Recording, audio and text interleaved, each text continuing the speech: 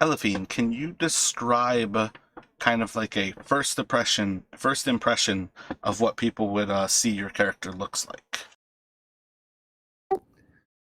Sure. So Elephine looks like a human, and oh, I forgot what color hair I gave her.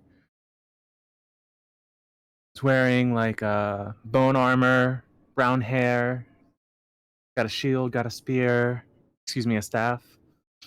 Pretty normal. It's got a deck of cards in her hands. And then Eli, what are people's first impressions as they see you? Eli is a well-armored man, dark and covered with various bones and remnants of fallen warriors. He carries a large spear and also a shield with a skull strapped to the front of it.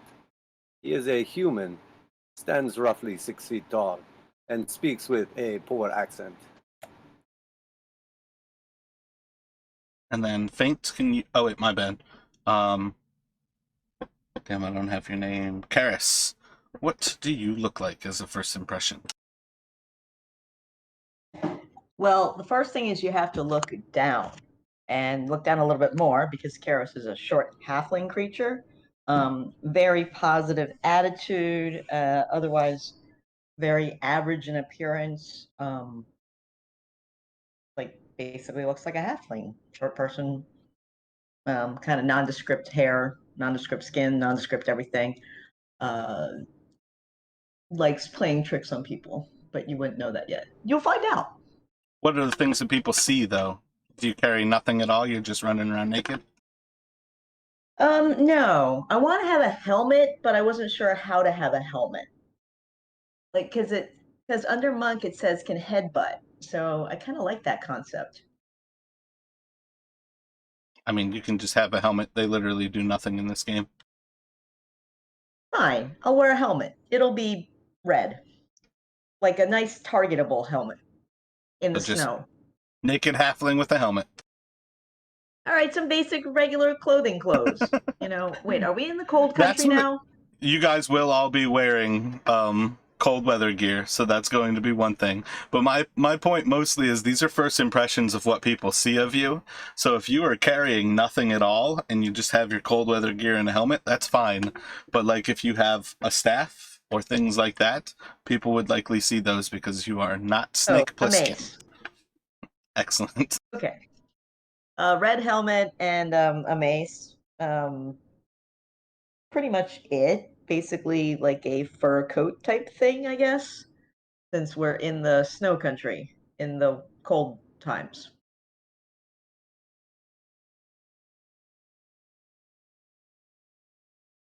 And then Faint, can you describe yourself? Yeah, so he's a heavily cloaked individual, big cloak around his shoulders, going almost down to the ground, with a hood up, but out from underneath the hood, a clean-shaven elven face poking out from underneath with a dirty blonde fringe sticking out as well, very unkempt, at a weird sort of angle. The cloak you can see various different hilts and handles, small bladed weapons sticking out from.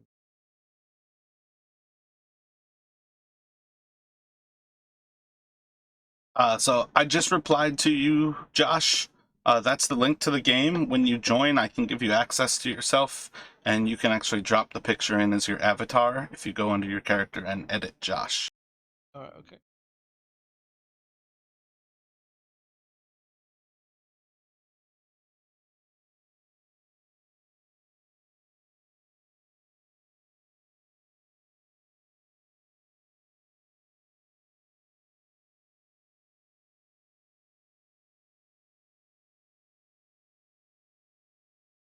So those are kind of first impressions of what you all will know each other looks like. In general, you all are going to be wearing your cold weather gear pretty much all the time. There's not too many parts of Icewind Dale that have any level of warmth that is inviting to take off clothing. Most of the time outside, it's looking at like negative 45 degrees Celsius, negative 49 degrees Fahrenheit. This is the type of place where it is cold enough that the temperatures drop back together, and it starts to be pretty much the same temperature regardless of which one you, the person, expects to hear. In many of the locations, going inside helps, but it doesn't add a whole lot of difference. It's kind of one of those things where if you'd like to, you can open up your hood, take down your hood, you can pull out your hands from your gloves. There's a lot of reasons that you feel warmer inside, and most of that is simply because the wind chill is broken. Icewind Dale is north of the spine of the world. It is a small section where humanoids have settled inside of this wild area. Many people who are here have left other parts of the Sword Coast to settle here, effectively because you are not welcome in other places of the world. So you have some levels of people might be from here, and if they're from here, their parents were probably criminals. If they've moved here, they're probably criminals. And it's not always like that you're bad people. It could be that you are falsely accused, but most people who have been brought to this place have been brought here by the fact that they do not find themselves welcome in the rest of the Sword Coast on the continent of Faerun. So it's a very hodgepodge kind of place that you find here. The wind chill when you are outside, it's gale force winds on a regular basis. There is constantly blowing snow that is blasting you from the north, and it will tend to have about an 80 mile an hour or an 80-degree wind chill. So when it's negative 49 degrees, it feels negative 120-ish. And that would definitely be pretty much the exact same number, whether it's Fahrenheit or Celsius. So basically, we are all really stupid for being here.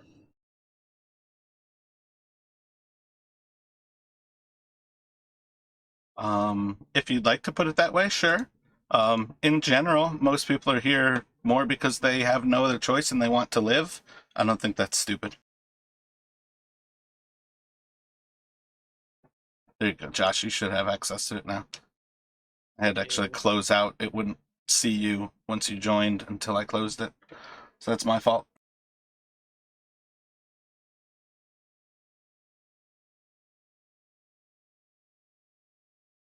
So on some level, you all would have been here in Icewind Dale for some time traveling together. There's a lot of different reasons where you all might have come together and why you are here. And I will leave a lot of that up to you all, how you would like to decide. I'm not sure how much you all might have planned together, if you have tied any of your personal backstories together in a way that you are connected.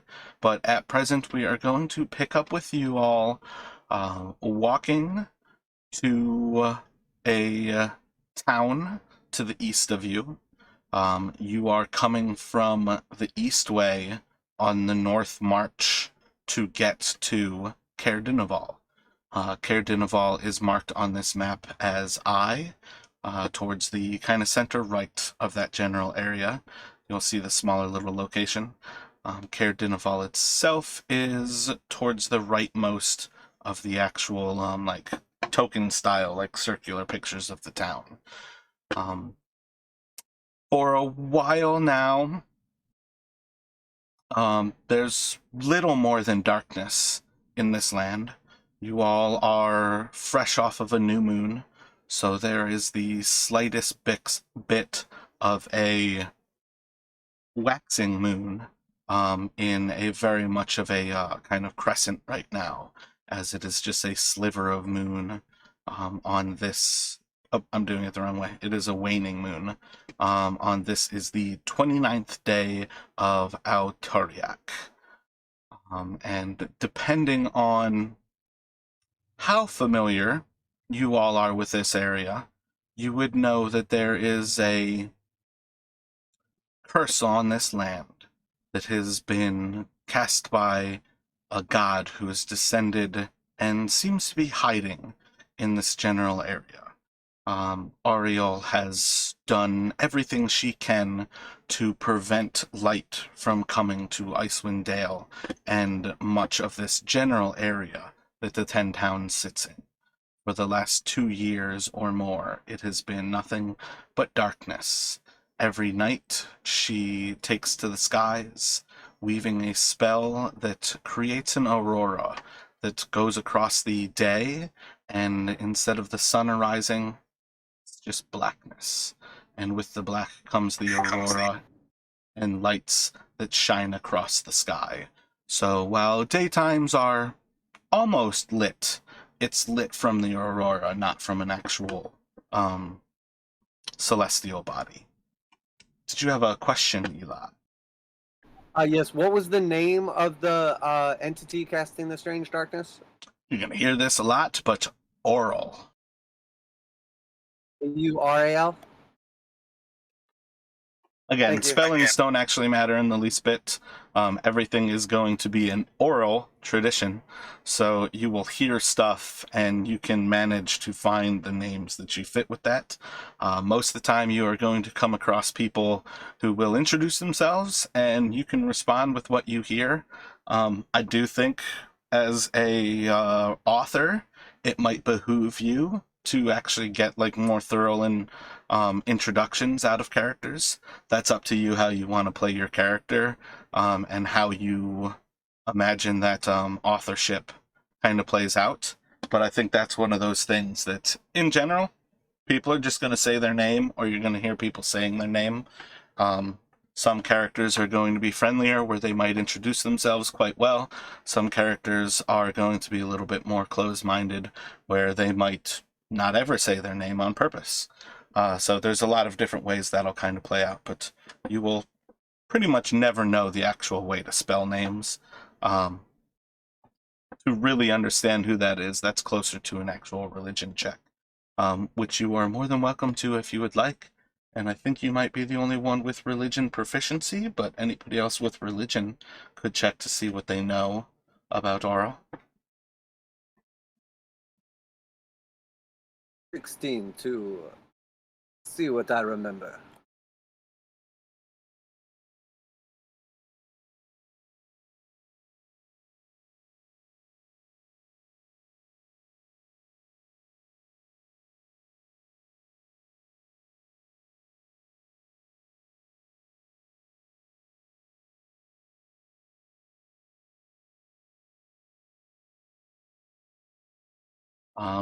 So she's a night goddess.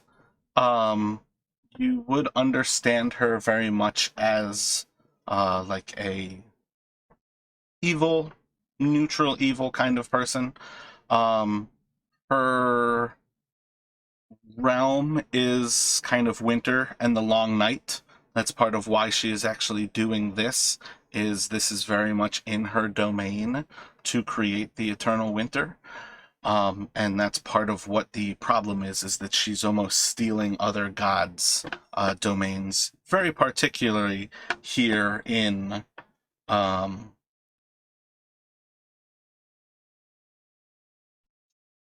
yeah, that was purely for the religion as a skill that he had proficiency.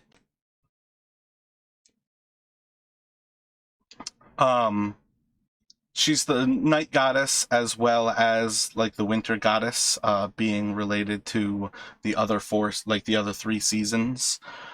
This is very particular to Icewind Dale as a general region. She is weaving the spell over this, but you understand that she has a cold indifference to suffering.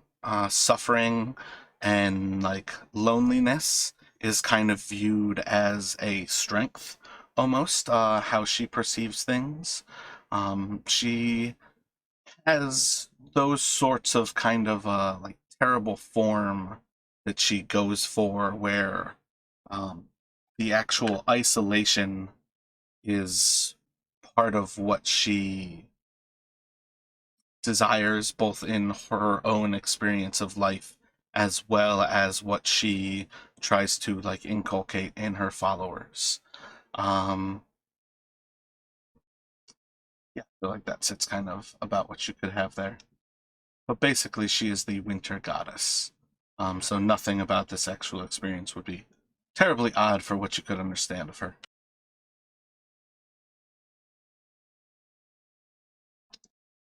So that's kind of like the general idea of what you all have here. And it can, again, be up to you all to kind of figure out, had you all planned any thoughts about how you all have met, how you've come together, anything like that? Have you all done anything to tie your backstories together? I have not done anything particularly outside of game. So if in general it's a no, we're just going to pick up with you all traveling north after having left the east way. You are headed towards Caer Dineval, and you are approaching the actual town. It's well into the night. It is pitch black. There's very little light, if anything, that is coming from the moon as it is waning into this night. It is the 29th of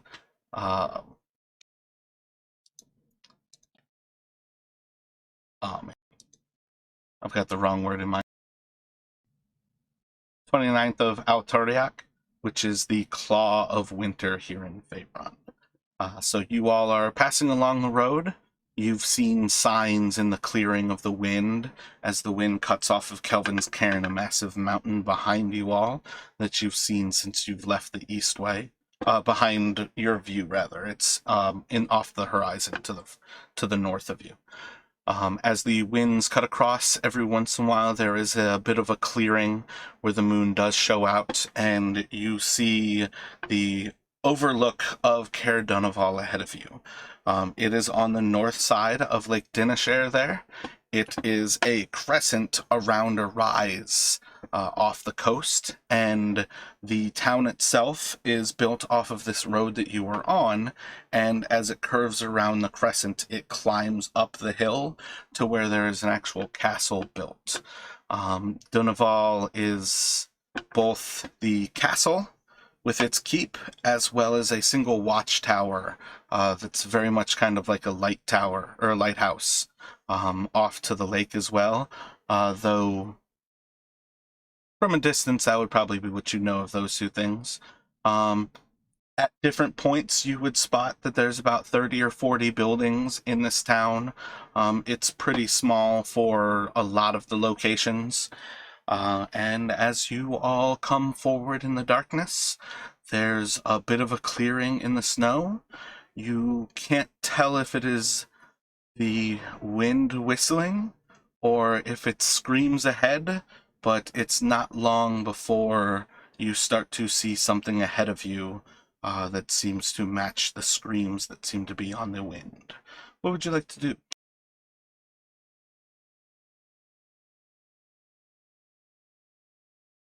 Are we carrying any sort of light at this point in time then? Or is it a little windy for like a torch? At this point, you all would be traveling in pretty much the pure darkness. There's going to be some times that you can keep a torch lit, but much of the time, torches are actually going to be quite difficult to keep lit while you travel. And very particularly being south of Kelvin's Cairn, it actually speeds up the wind. So on this map here, you'll see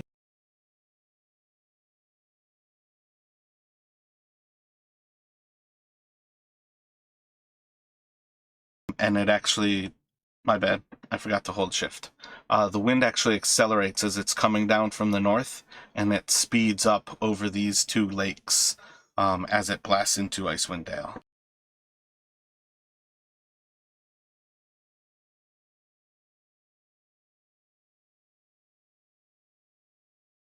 All right, Eli will turn to the party and say, be careful, my friends.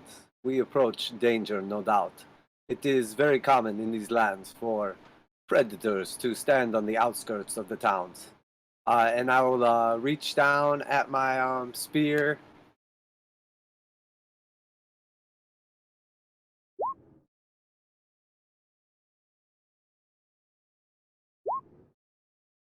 Oh yeah, if you're casting light on something that is yours, that's never a problem. If you've got light as a cantrip, I see it as perfectly acceptable that you've had light on your spear. Do you light up the whole spear? Are you lighting up like the shaft? Are you lighting up the tip? What would you like to light? Will touch the tip of my spear, the edge of the knife, and light it up. Yeah, so you can travel with it. You can have already been traveling like that. It gives you like a good bit of extra visibility, but the actual snow blasting in with the wind will always pretty much hold your visibility around like 30 or 40 feet with the snow coming in. But you can see little further than that before it's just a wall of white ahead of you. And at that point, you can't quite make out what is ahead of you, but it seems like there's a figure. Roll a perception at disadvantage. Everyone? At present, yeah, everybody can roll it. This is again though where I do want like interaction to give a lot of things. So, but with the scream, you all would have your attentions. So as you look forward, you're pretty certain there's 3 figures that are on the ground ahead of you.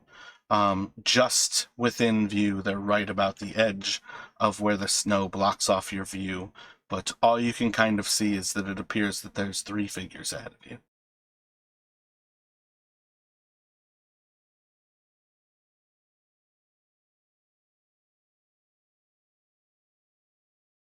So I feel like I saw Elephine was trying to say something earlier. What are you thinking? Oh, I was just gonna cast Produce Flame for Light, but the light cantrip is much better. So are these like large figures or humanoid sized or little? And do they look like they're like bipedal or are they animal type things? At this point, they seem to be just kind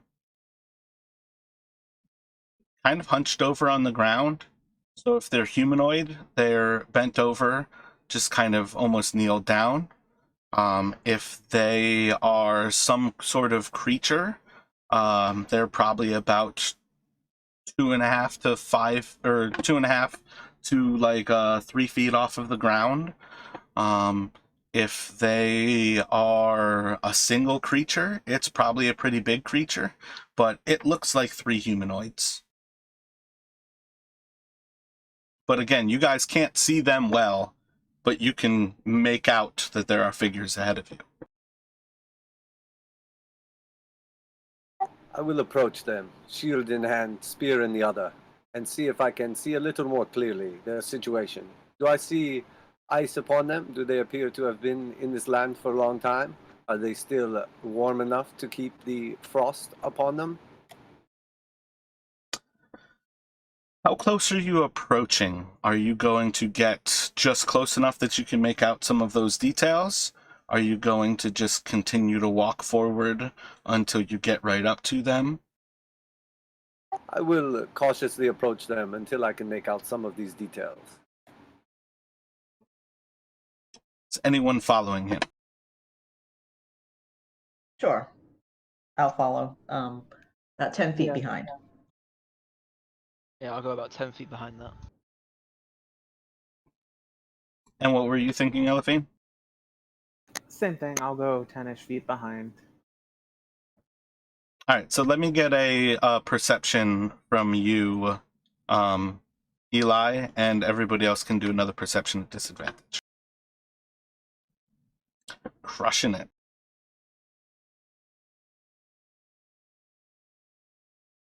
The bitter cold stings my eyes. I can see nothing. The wind seems to pick up, and more snow is blasting into your eyes as you approach, and you all effectively get nearly right on top of these creatures, so Eli will be pretty much right behind them. By the time you start to see the light from your spear cuts through like a sudden lull in the snow, and very quickly you recognize that there is blood all across the ground surrounding these three creatures. The one in the center has been shred to pieces, and the other two creatures that are knelt down are actually digging through its body cavity and are tearing into its chest. And when the light cuts through the snow, they are going to look to the side, and we get everybody to roll initiative.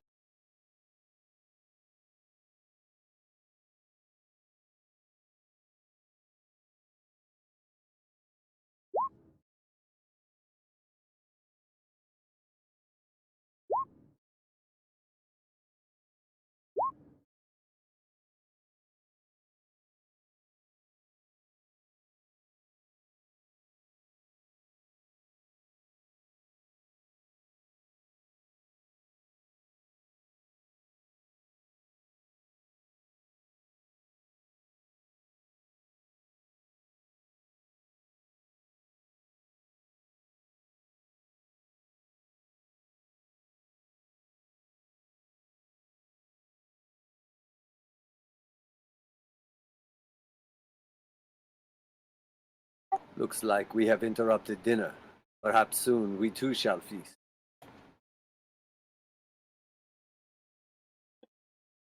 So I'm about to put you all on a big ass map. And it's a tiny map for what you guys need. I just love this map because it fits so well for a frozen tundra, and it's the moon.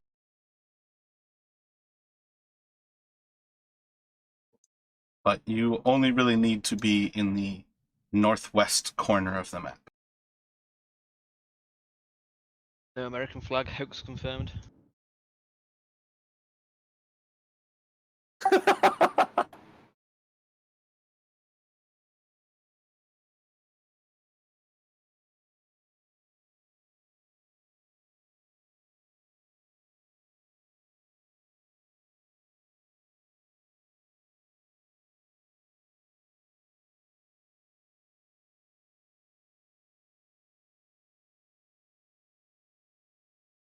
It's not important now, but at some point in time, will you remind us which order you want us to put our stats on our token? Oh, I don't even fuck with those things anymore.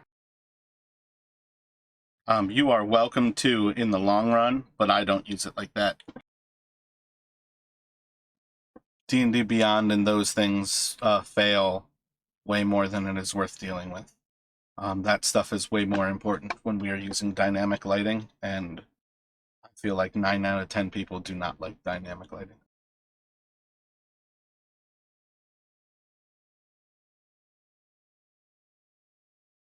All right, I should ask, do you all see yourselves on initiative right now? Because I had all of them, and I think, what was it? I think, Elephine, you just added yourself back in, but like I had 2 of you by then.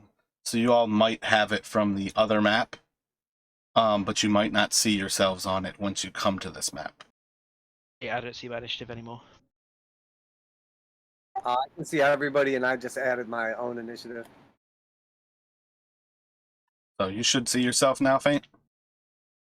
Yep, can see it, thank you. All right, excellent. So all of you see 4 people on initiative right now? Yes. What's your dexterity, Yep. Faint? It is 17. So until one of you goes in a different route, when you two roll the same, Karis and Faint, you two can decide who goes first. Which one of you would like to go before the other in initiative? Garrett, you can go first this time. All right.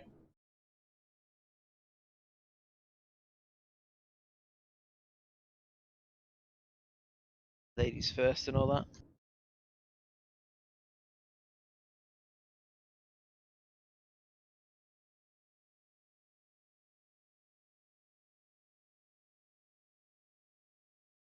So, Elephine, as they look up in response to Eli walking up to them with the light, you see that these creatures are wearing little more than rags. They are clearly covered in blood, and there's still chunks of humanoid hanging out of their mouth. These creatures are feasting on the person in front of them. What are you doing? These appear to be undead creatures, correct?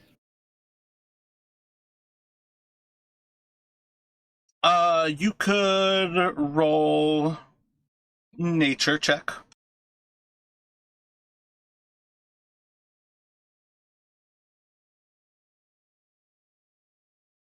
I think it's safe for you to understand they're undead. Great, then I'll burn them with fire. The leftmost one. Excellent. So as you create a little font of fire and wing it at the creature, do you throw sidearm? Definitely like softball pitch style. Gotcha. Speed it up for a nice little softball pitch. You're able to knock right under its jaw, and it clips into this creature as it's like knelt down in front of Eli, and just right under its mouth. It starts to burn for a few moments. And do you have anything else you would like to do? Would you care to move? Any bonus actions? Not at the moment. I want to see how this goes. It will go to Karis.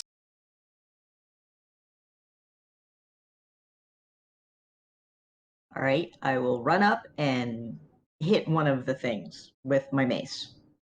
Fair enough. Going for the same one that just got hit? Sure. Go for it. Move up to the left of Eli. Sorry, I need to zoom in or something. As you swing for it, it goes just a little bit wide as the creature's kind of like thrown, like blasted back a little bit by the produced flame. As the ball just hits it, it's just enough that you miss.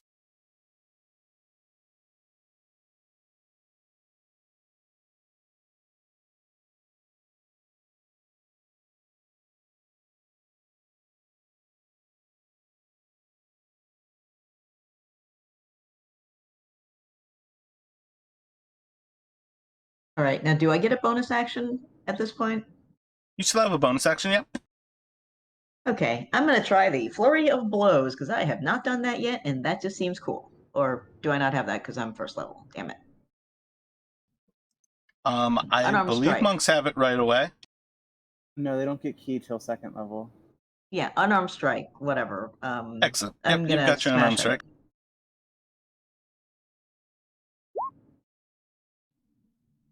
And a solid crush it is. Oh, cool. So as you hit it, you like punch into it, and the bones just shatter. So like if you're aiming at its skull, you like put your hand through its skull, and it just caves in. This creature is severely injured.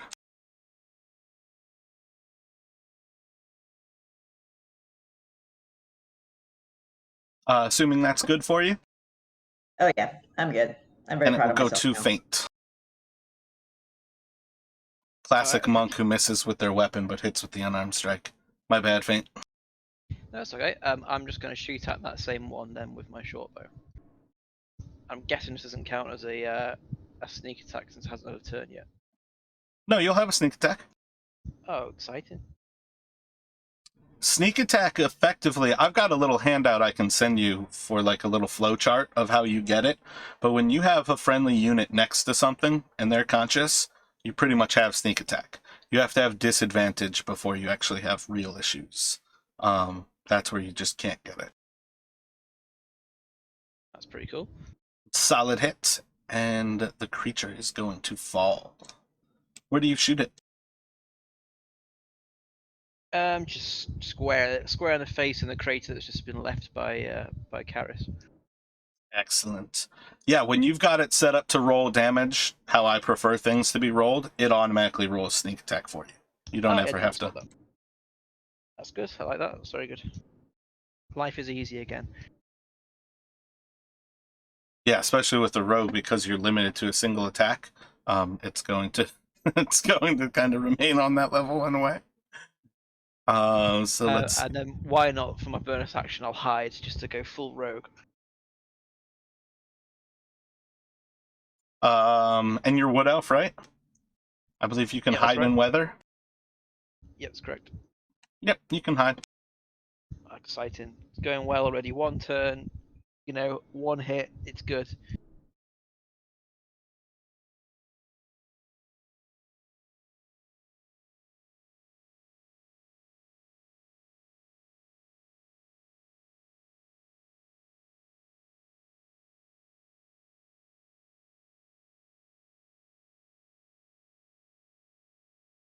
So the other creature is going to close in on Eli. It's going to swing for you. And I believe that's going to be a successful miss. You're not rocking out 8 armor, are you? Not today. Maybe at 10 to that. Just like 10 more, that's all. So yeah, as it like moves forward to the light, it seems just like drawn into the light, and as it swings for you, it just swats away your spear. What would you like to do, Eli? As that happens, I'll look back at the party and I'll say, "Fine strikes, my friends. There truly is strength in numbers. Let us dispatch the final one, and I will stab it with my spear."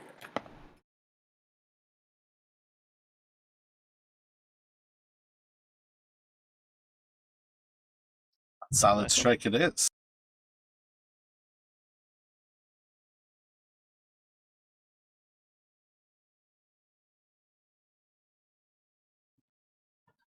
So I believe at this point, it's probably not going to live.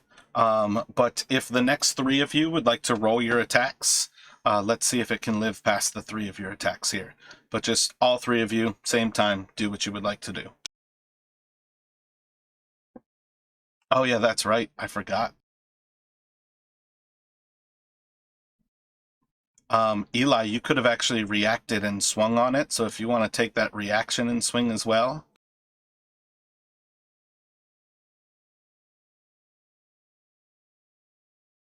Yeah, so roll damage for that one. That would have hit as well. So let's see, the crit's 11. Mace. Unarmed strike from you, Jamie. For Karis. And then roll the damage, Eli.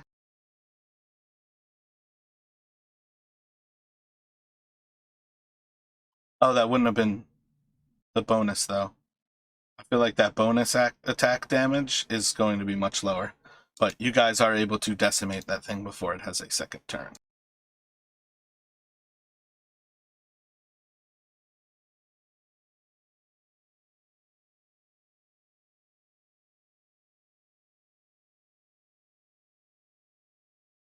So you are just off of this map where we are now at on Caer Dineval.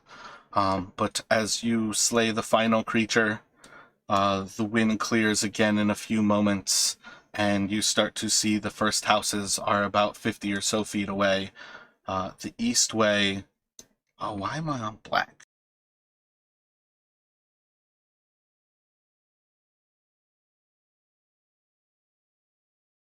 East way is this road, and that's where you all are coming into town. So again, you're probably like just about the edge, just off of it would be like the 50 feet away from that first house. So every once in a while the wind breaks enough that the snow kind of breaks and you're able to see the houses, but you are otherwise walking up the east way, or this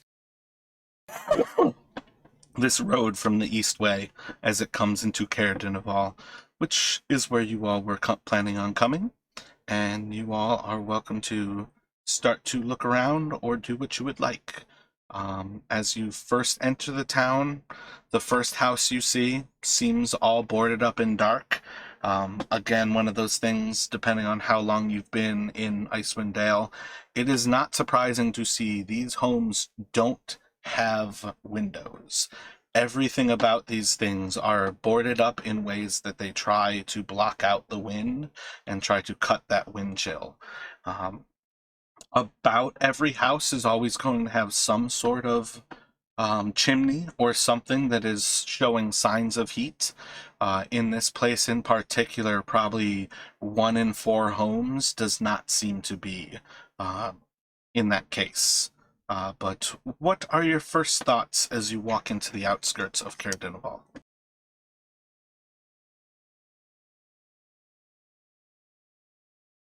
Just outside of game real quick, do we have an idea or reason, like purpose, that we're coming to this town specifically? I left it open in case you all did any planning yourselves. For what it is worth, I would say you are just looking for a bit of civilization at this point. In general, everything kind of starts off with you all investigating and learning about some of these towns as you come about to them. But it was kind of left in the air to see what you all might jump at. But in general, I would say for now, just shelter. It's like 1 in the morning. It's been a late, long day of travel for you all. Ah, yes, the great Caer Dineval, the first of the 10 towns. Hopefully here we can find shelter, whether it is welcome or not. Well, hopefully it's welcome. That'd be rude if it wasn't. I suspect that these desolate places are less than welcome for what we expect, but with a couple pieces of gold, we shall find ourselves comfortable. Let us see what is open. Are we coming from this bottom left-hand kind of corner where the arrow was? Yep, that's correct. Okay, so I guess because there's no windows, can we kind of see? I guess it's pretty dark out too. Maybe somewhere where there's like chimney smoke coming up or whatever. And I don't know how we would tell if something's open. If there's something that seems more like a business than like a house.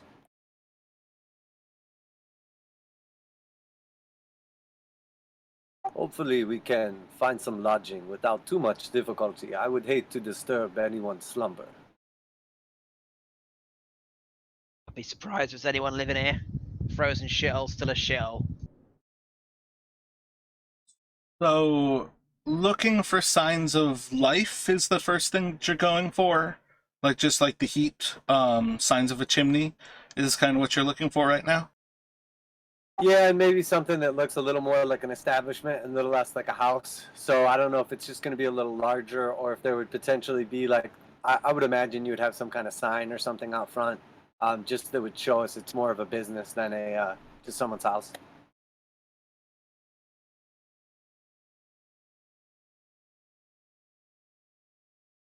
So, Yeah, like as an you inn. go ahead. Sorry, I just said like an inn, but go ahead.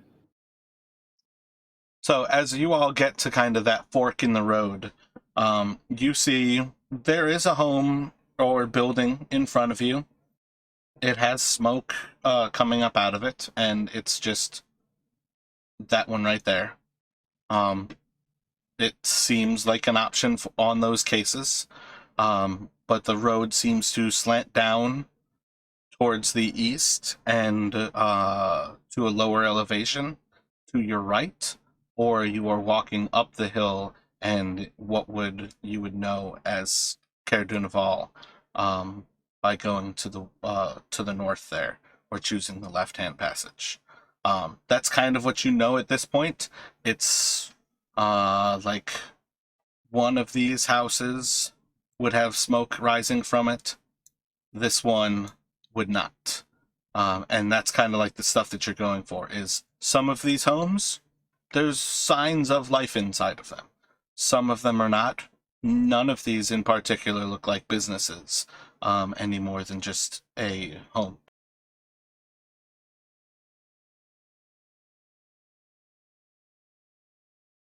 If I were looking to attract weary travelers, I would position my establishment as close to the crossroads as possible at the entry of town.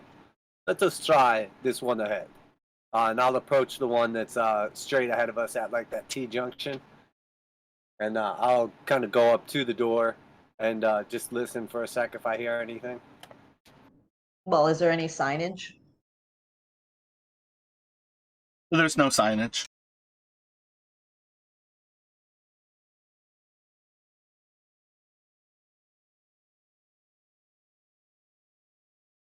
That's probably not what we're looking for then. Maybe we should go up higher?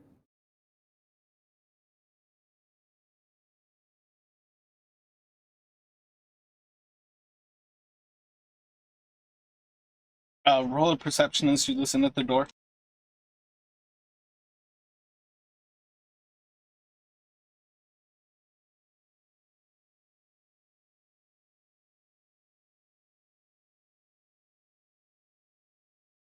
You listen at the door, and it sounds like there's or perhaps more people inside, but it seems at very least like you hear something inside. You can hear something inside. Footsteps, commotion. So perhaps we can at least check, and we will not disturb them from their slumber. And with that, I'll give like a solid hello.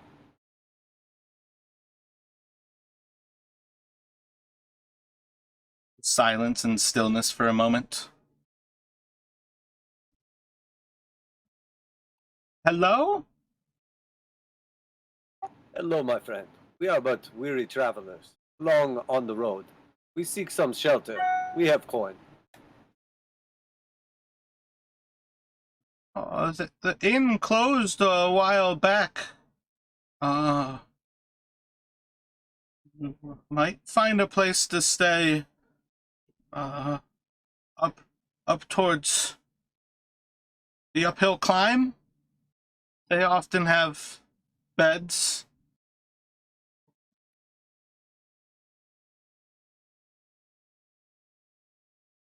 Just ask for Rourke. Can you give me some minor more details so I can find this place without disturbing the good people of this town? The door, cracks open, and as it opens, there's just the gust of wind blows out this person's lantern for a moment, and it just goes dark. And then a moment passes by. They're looking out. Would you have killed the light from your spear? Oh, no, I'd still have it going. They immediately look up to your spear tip, and you just see a person who just seems to be kind of cowered a little bit in the moment that they see the spear as their light goes out. They seem a little bit frightened, but they look to you and they just kind of look around. New in town? Yes, we are relatively new to these lands. Do not be alarmed by our appearance. May we come in? I will gladly pay you for your time. It's still pretty late, but just for a moment. Come. And they open the door, and you can see, moment by moment, they are shivering more and more simply by having opened the door to you. But you are all welcomed inside. Let's go inside then, and I'll produce flame and try to hand them the fire.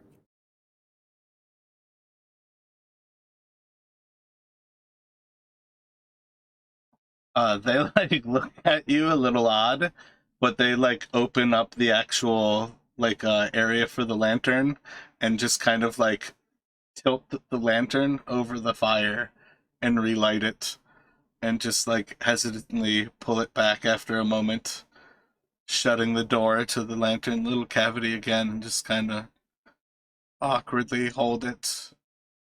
Welcome.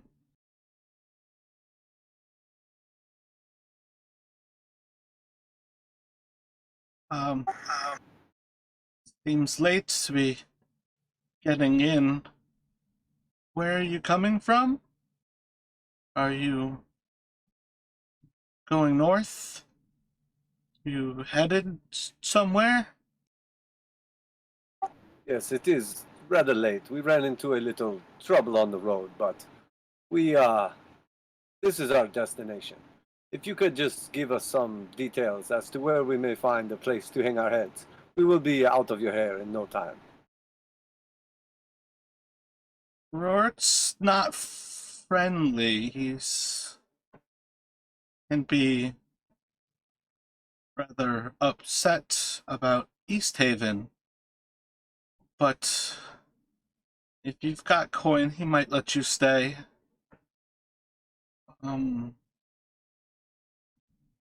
But you could also go to the keep. And as she says that, she's looking around at you all and somewhat recognizing between the weapons and the things that are visible on your persons. Like, you very clearly are adventurers.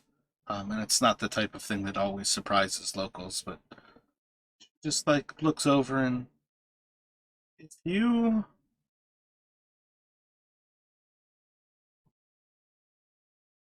if you came here, you could probably go to the keep and ask for the town speaker. Brannick should be able to house you. But Rourke has the tavern just before the keep. And she just kind of nods silently for a few moments. Ah, excellent. We saw the keep from a distance, the lighthouse that shines in these dark lands. A lighthouse? The moon? Oh, my bad. I thought you said we saw like a castle sort of lighthouse from a distance. No, the castle is like on the top of the kind of like cliffs there.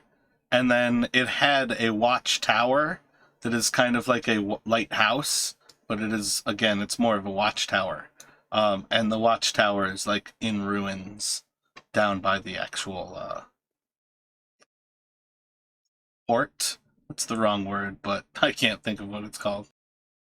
Ah, perhaps I was mistaken. From a distance, the tower poking up into the sky must have reflected the moonlight and appeared to be some sort of lighthouse, but it is very cold out here and difficult to see at distance.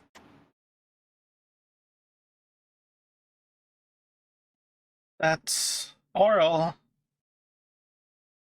punishing us with joy and snow.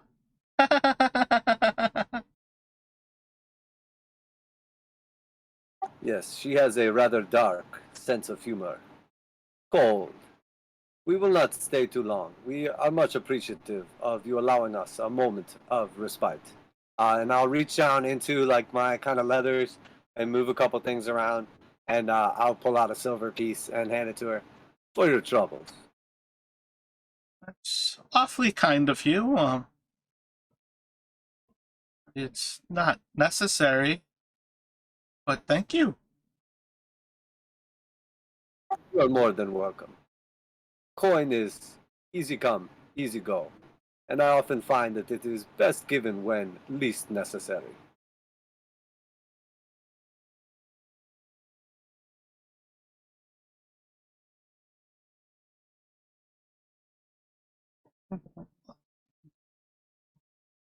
Thank you.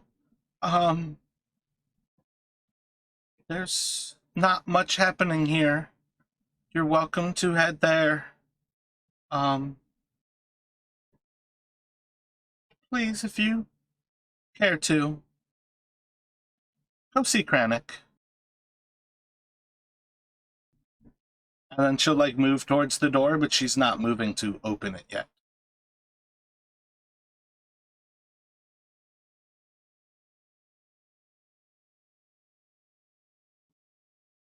It's gonna actually look back and kind of rush towards like a little rocking chair that's next to her hearth and grab like a thick blanket around it, wrap it around herself, and then walk back towards the door.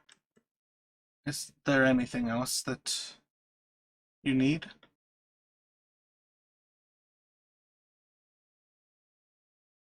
I look over my shoulder to my companions and I'll say, I think you have done more than enough.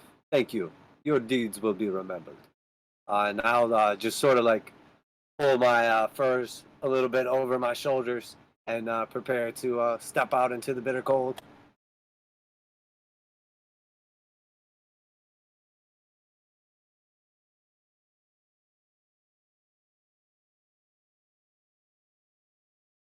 So what were you thinking?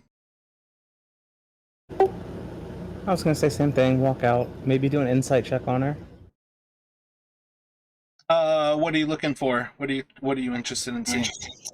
Her intentions on why she is sending us to the keep instead of the inn. She told you the inn was closed. The tavern is where Rourke is, but you can roll a Sorry, tavern. Yeah. insight check.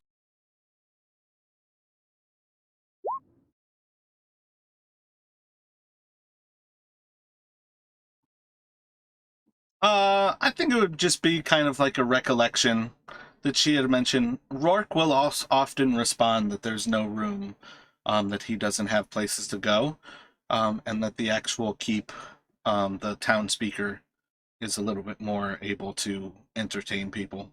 So perhaps it's purely just based on room and not being hassled by somebody who's going to tell you that they can't host you.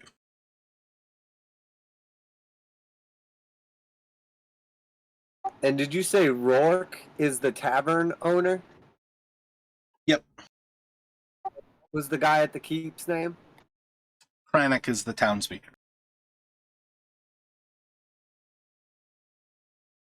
Kranich is what? The town speaker.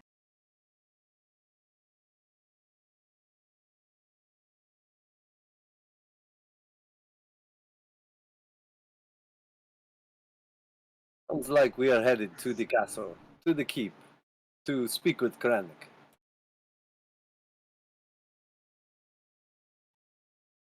So assuming that you all were kind of like queued up at the door, ready to go, and didn't have any other questions, when you all kind of get there, she'll very quickly open the door for you, and probably like whoever the last person out is would probably have either their feet or their butt hit the door as she slams it shut behind you.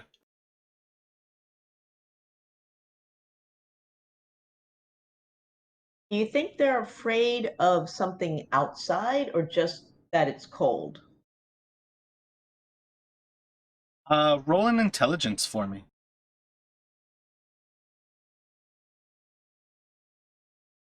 I like it, Jamie. Good thinking.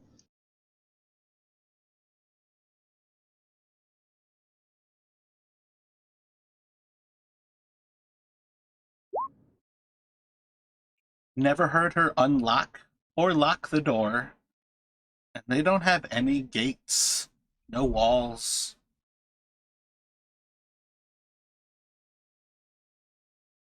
So it's probably just that it's cold and fuel is hard to come by.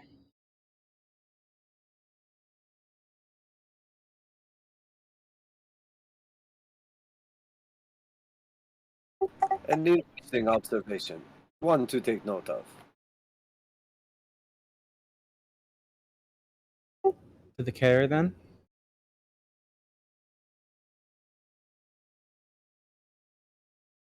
Yes, indeed, to the keep. So again, as you all move past all of these different houses, depending on how much effort you put into actually going near them, you're not going to see much signs of life. A few bits of visions will give you like sight of ones that actually have smoke coming out of their chimneys. Um, if you took a long time to walk your way there, you would find again like 1 in 4, 1 in 5 houses seems to be unoccupied. But if you just kind of walk straight there, it's pretty much like the width of the actual roadway. Kind of gives you just enough that you can spot the buildings to tell that you're inside of the road while you're coming up over, while you're actually following the rise towards the cairn.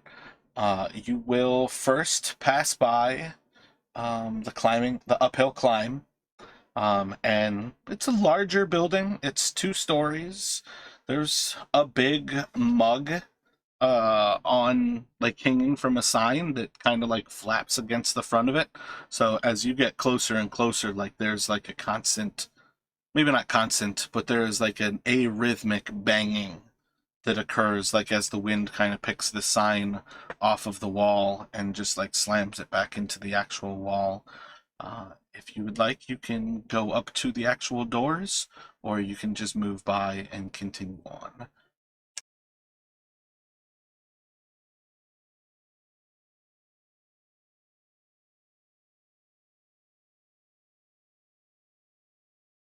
I'll just sort of look back at the rest of the party, and then we will continue to the destination then, and keep walking. All right, I'll continue with you then. Yeah, sure, whatever. It's fucking cold. Let's just get moving. That's fine. The castle looks way better, anyways. Yes, I suspect we will pay this place a visit in good time. So the first sign of light that you actually see from outside is as you start to approach the cairn itself. And as you get closer and closer, you do see the turrets that form the two side towers across the entry gate. Seems to have a guardhouse, and kind of like nestled between them, there's arrow slits that seem to be shedding light from within. And very particularly, you can see specific arrow slits have the light kind of casting out of them. And it kind of makes sense that there's parts of the castle where the wind might still get in and you can't keep any sort of torch, but other parts where there's like kind of a null in the way that the wind kind of circulates within, and that's where they seem to be keeping their torches or lanterns on that level. So as you all kind of move up to this, you've got the two turrets that rise about 2 stories, about 20 or so feet above the level that you are walking on, and you can approach the castle how you'd like. Otherwise, it will be pretty much like the walls extend both to the southeast and to the west of you. Basically about 20-foot walls around the keep itself, or around the actual like battlement.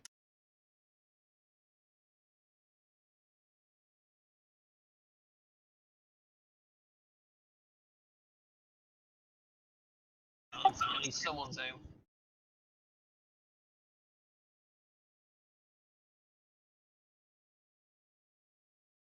Hey, Josh, can you talk like a little louder or move your mic a little closer? It's tough to hear you. I got you turned all the way up. Yeah, is that any better? Perfect. Yeah, watch better.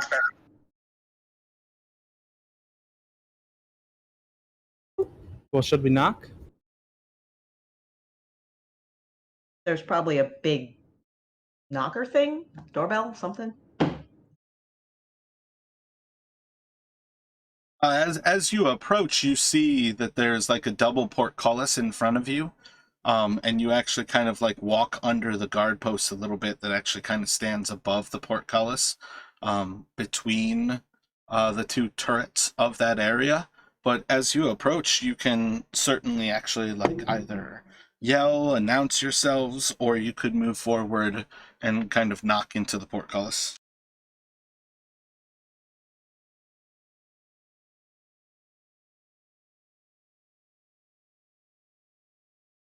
I mean, if anything, it's going to be them guards and them towers that'll be letting us in, so should we speak to them?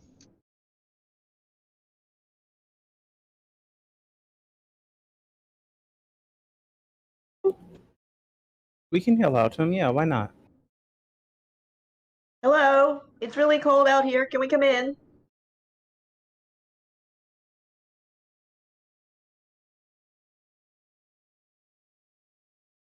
Do we see any movement? Roll a performance for me, Harris.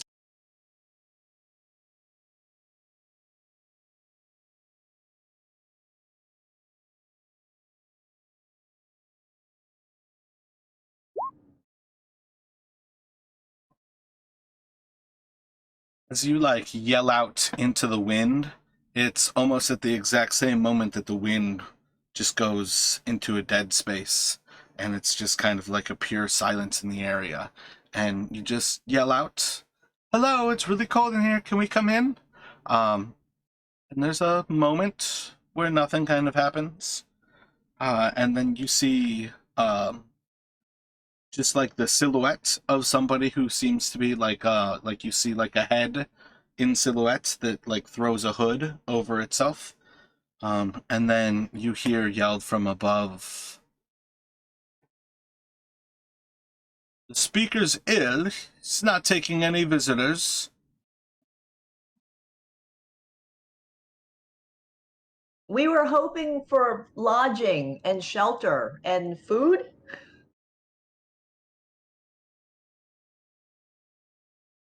Yes, we have traveled far, and it would be in our best interest if you would let us in. We can Yes. pay. You see as like light leaves that area, and a few moments later it seems to be coming down inside of the portcullis, and you see as like this person comes outside within like the first portcullis in front of you, and they're carrying a lantern that's pretty well shielded from the wind. You just do see little bits of flickers from it, but it has the kind of two sides to it, and it's very well protected. And they just kind of hold it out, and you can't really see their face and how they're holding it up. Their actual like cloak and hood seems to be covering them. And again, most of the time with your winter clothing, you don't really have any flesh that is exposed. Your hoods come like almost like 6, 8, maybe even like close to a foot in front of your face of fur. And you have like a little like almost like a Kenny kind of cone in front of your face where you're staring out of this small little hoop to give yourself any protection from the wind so your face doesn't get frostbite. But this person kind of steps out. They hold out the lantern. "How many of you are there?" 4.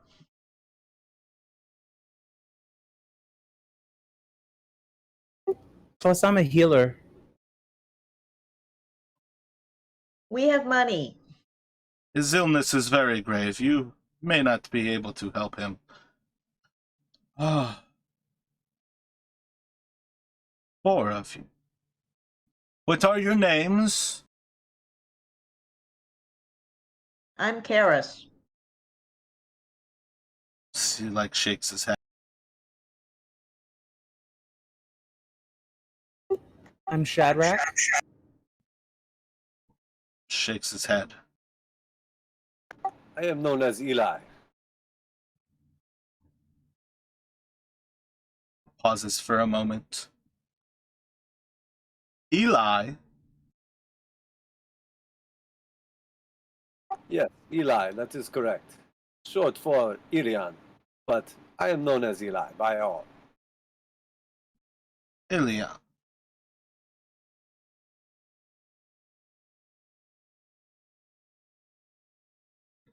They like reach their left arm out as they kind of move to the west side.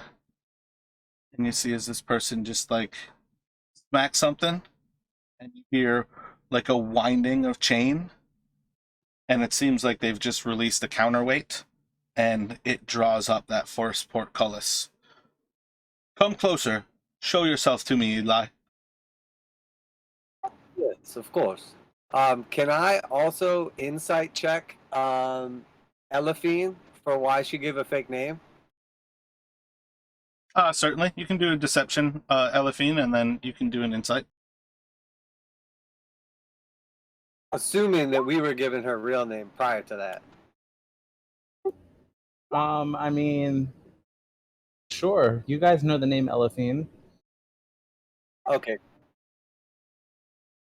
Yeah, I think on some level this is one of those things where the players would 100% know that the person, Naomi, created a changeling. The characters may not know this yet, but at very least, at this point, you would understand that she very purposely gave a different name than that you would know. okay. But yeah, whether your characters know that she is a changeling is a completely different story. That's going to be up to Naomi to decide. As of now, you've only seen her in the one form. She hasn't changed at all.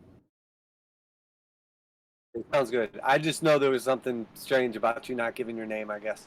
So yeah, I will walk up to like the area where he can see me, and I will say, I would rather not remove my helmet in the cold, but if it is necessary, I can do so. And you would see he has like a big full face mask, like metal plate helmet, with like a large mohawk style plume from front to back. You would show your face.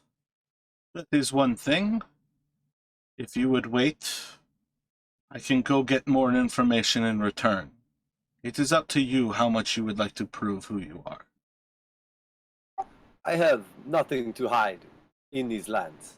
And I will pull my helmet off, and you'll see underneath a like somewhat like tan-skinned man with dark hair, long and sort of like put up at the moment to fit under the helmet. And then, depending how close you could see or whatever, I would hold my spear up to my face, and you would see that he has like bright blue eyes and just a decent amount of like scruffy facial hair, but overall just a middle-aged handsome man.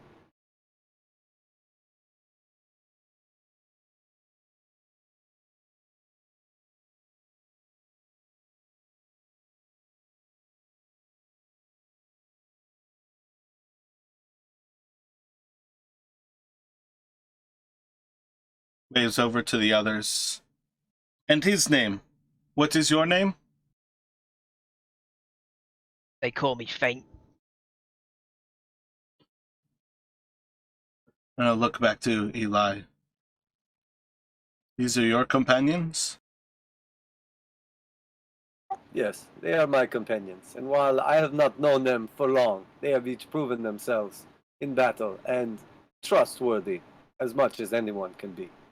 I will vouch for them as much as they would vouch for me. I shot a zombie.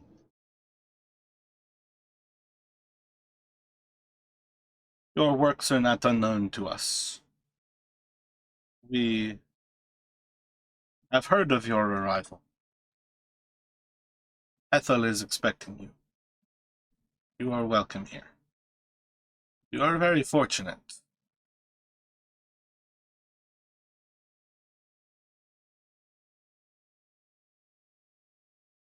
Fortunate Why? indeed. Reputation precedes us. No one is welcome here. But Ethel has told us of his arrival, and they have instructed us that his companions are welcome as well. So for now, you are the only people who have been welcome into our keep. For quite some time. And he's going to pull out a little book, and he's just going to kind of hand it to you. And if you don't mind, when we get to a safe place, if you would sign this for me, it would be wonderful. And it's just a copy of the Hellbent Highborn. Of course, I would gladly. Do we know who Heffel is so far? Nope. Okay, cool. I was going to say, who or what is a Heffel, sorry? He'll look back as like the last of you are coming inside of the portcullis, moving off to the east side. He hits another lever that does a very similar sound as the portcullis drops behind you, and he'll just look over his shoulder. She's one of our oldest companions.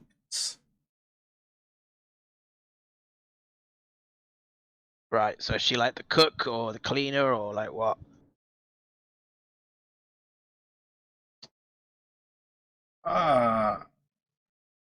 She is due more respect than that. Oh yeah, I respect that. I just mean, you know, you got Kranix the town speaker, you got you gate guard guy, and then we got Heffel. So what does she do around here? Does she run the place or what? The author is welcome. You are his guests. It does not mean you are welcome to ask questions. But if you will follow me, I can at least introduce you.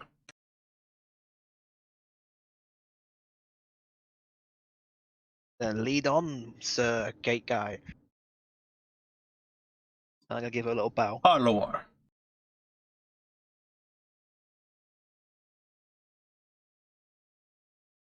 Pleased to meet you, Harlow.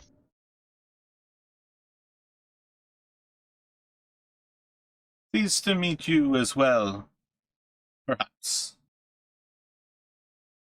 Definitely, you're gonna love me.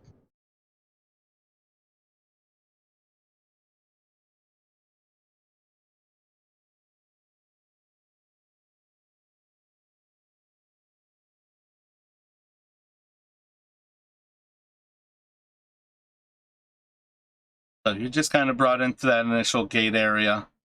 As he kind of steps up back into the same stair, he just instructs, "Wait here. You'll be welcome to pass through in a moment." Disappears for a moment. You hear another weight released as the inner portcullis rises. And within you see like the central area of the keep itself. Much of this area is still like shaded in the actual darkness, but as you guys move forward, shift button hates the reveal feature. As you move forward, you are able to make out the general shape of the keep's interior, with two doors to either of the main turrets there, off to both the west of you as well as, oh wait, this is upside down. Damn, I should have fixed that before I posted it. To the east and to the west of you. And then you see like the main keep doors to the north of you here. And after that portcullis is released from above, he comes back down and just kind of like with that like welcoming arm sweep points you towards the main double doors, built of just an extremely solid like dark wood, but you see like very clearly signs where this has been assaulted and attacked. Perhaps not recently, but at some point the keep itself was defended and the walls fell. And he'll walk you up to that gate and go to open the doors and bring you inside the main keep area. Just as an aside to Eli, as they're opening that portcullis, I'm just going to turn to him and go, "It seems like you, Sir Bones." Are you referring to my notability? Something like that, yeah. It's no secret that I authored a important piece of work, and while my reputation is positive to some, let's just say that it brought some unwanted heat to my name and to my family. That's the risk you take with writing erotica. Yes, indeed. It exposed many truths that were not ideal for those they were exposed about. And I figure that in these lands, if they choose to pursue me, at least I will see them coming. Well, when we've got a moment, I'd like to hear about this book, mate. Do you have any copies on you? Ah, of course I do. One for each of you, no doubt. You're just walking around peddling your books one by one. What Self-published. language is it written in? Sorry, go ahead. What language did you write it in?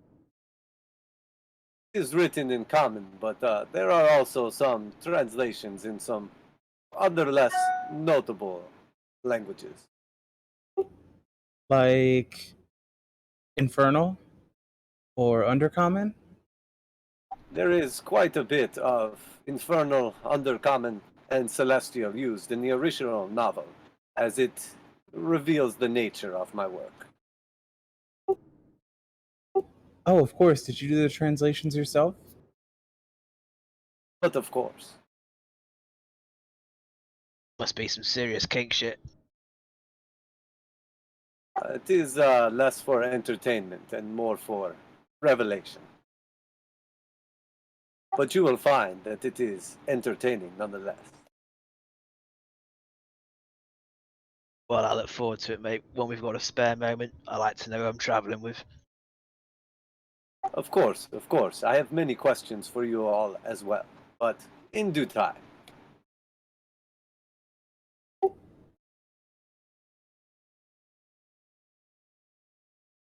So as you enter through the main gates, there's 3 chandeliers that hang about 30 feet above your head. All of them are casting dim light through this area, lighting this great hall that kind of is filled with a few tables. And then there's a massive stone staircase that ascends on the north side and continue off to both the east and the west around you.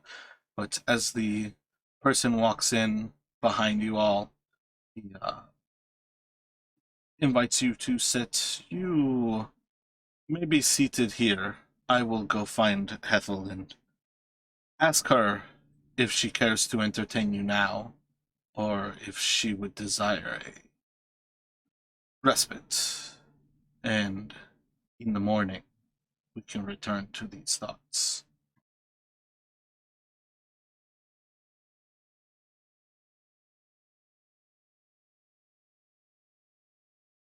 Of course, we are happy to stay the night, and tomorrow we can talk business. Thank you for welcoming us, and I appreciate it. And I will sign the book and give it back to her. Or him, sorry. Very much appreciated. And he's just gonna walk up the stairs, and he heads to the west as he just kind of I think it's like a U-turn to get to the stairs. So you see as he like walks up the center, turns left, and then takes another left as he starts to walk up to the higher flight. And then I think about you'd see him like on a higher landing about like halfway down the hall. Kind of like right there. Oh, shift turned it clear. Whoops, my bad. I gotta not press talk while I do that.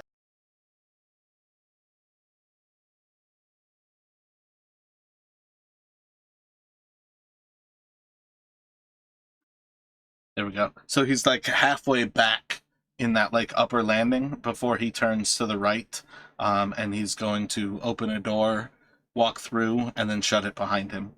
And he's gone for a few minutes at least. So while you all stand around after like a minute, what are you all thinking while you were inside here?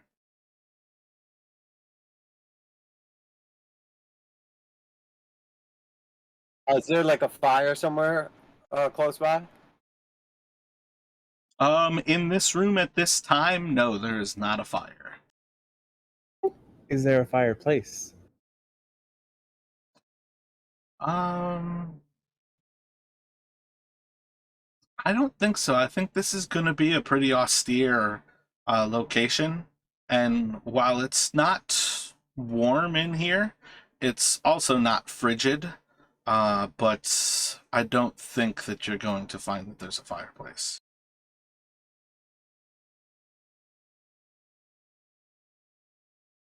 We can huddle around my fire. Yeah, sure, I know, I'm fucking freezing. Do you have a portable fire? Yeah, do you guys not have portable fire? I do the thing, I snap my fingers, and then there's fire. That's a handy thing to do. No, I can't do that. Yes, a useful trick in these lands indeed, as my armor and equipment are cold as ice. And I'll just get a little closer and sort of just like hold my arms out a little bit. But I'm leaving all my stuff on for now because it's like so cold. I just want it to like warm back up a little. Oh, and are we like wet from the snow, or is our clothing wet? I think the word is anorak, but it is basically like your cold weather gear is like animal skins turned inside out kind of thing. So the way like you brain tan leather, it makes a pretty relatively waterproof outside, and then like you have the fur side inward. So in general, unless you fall in water and you are like engrossed in water, you stay comfortable and safe. So there's like maybe a dampness to it, but it's not specifically wet now. I'll also shape water to get rid of all of that. Nice. You have lots of good skills there. You learn to survive.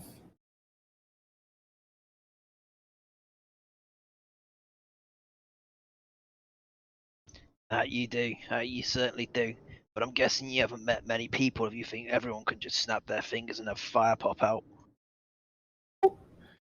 I've met lots of people. My interactions with them tend to be very short, though.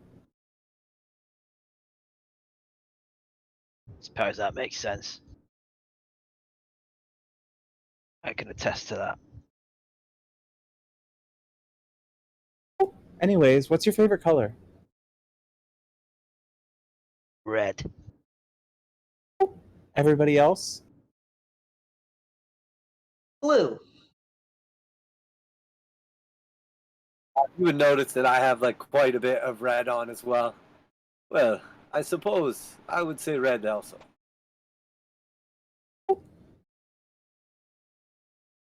Oh, that's so interesting. Why, what's your favorite color? Purple. Purple's like you couldn't make your mind up between red and blue. Exactly. It's like directly between them. That's why my eyes are purple. It's a pretty unusual color for eyes, I gotta admit.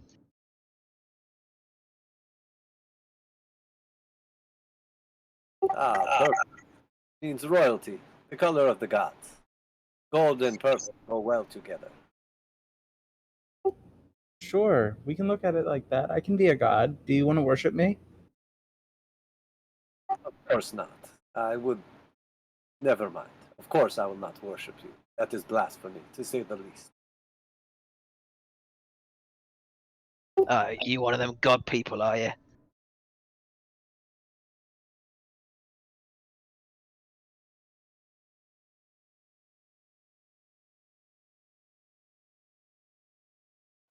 I'm not a god person.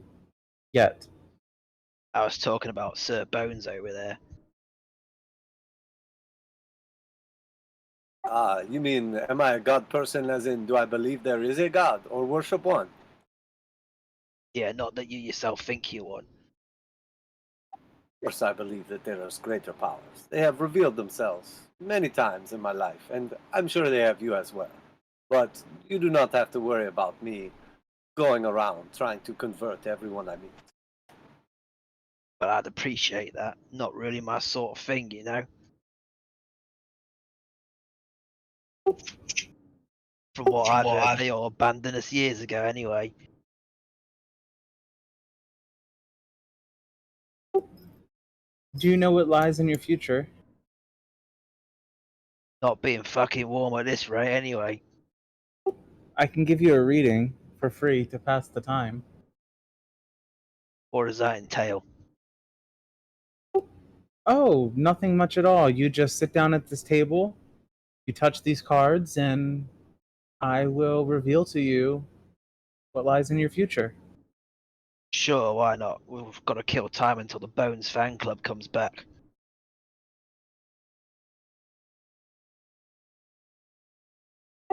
Great, so she'll whip out a deck of cards and prepare to read your future. Can she also do an insight check on him to try to figure out what he wants to hear?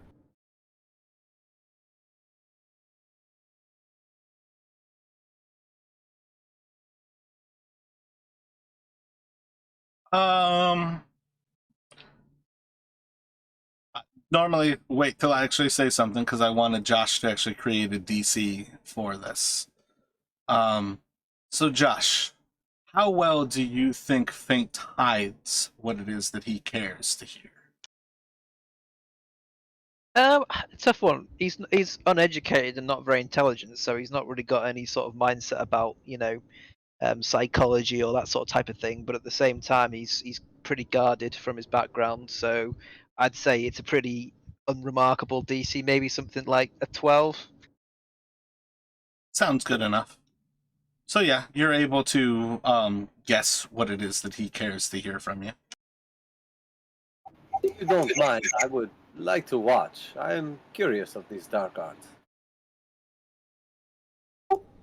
I wouldn't call it dark. Mystical. Perhaps my language is not always the most elegant. Anyways, she'll lay down 3 cards in front of him and reveal the first one. Your first card is the Magician. This one represents your past. So what you say? My past is magical. I'm saying that your past has been full of desire. Desire for something perhaps that's just out of your reach. I think that I got pretty long arms. Your present is the Ten of Cups. And your present is filled with fulfillment and contentment. Meaning you're likely to have achieved or soon achieve what you like. What, getting fucking warm? Yes, getting warm. And your final card represents your future. It's the Devil, but in reverse.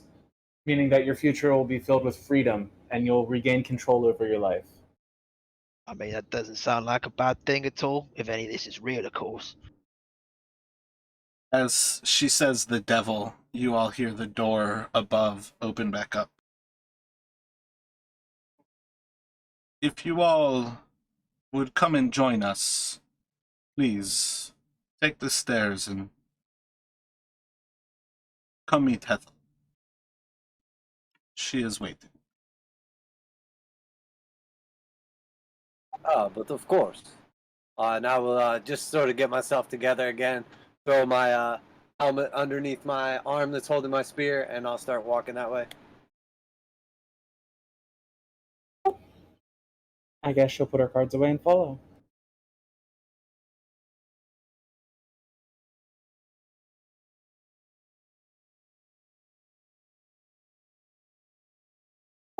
Was that what your character wanted to hear? I mean, I guess so. It's pretty open-ended, which is exactly as a cold reading should be. That's the whole point. And I put the actual cards in Discord in case you would like to see. All right, cheers.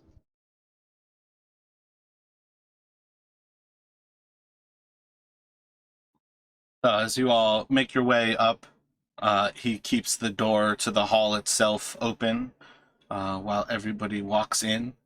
And as he kind of like ushers you towards it, he points out that she will be in the right door as you head down this. It's like a 25-foot long hallway. Points off to the right door, which is left cracked open. You can see a little bit of light coming out from that room. And you can already feel there's a bit more heat coming from this area of the house, or of the keep.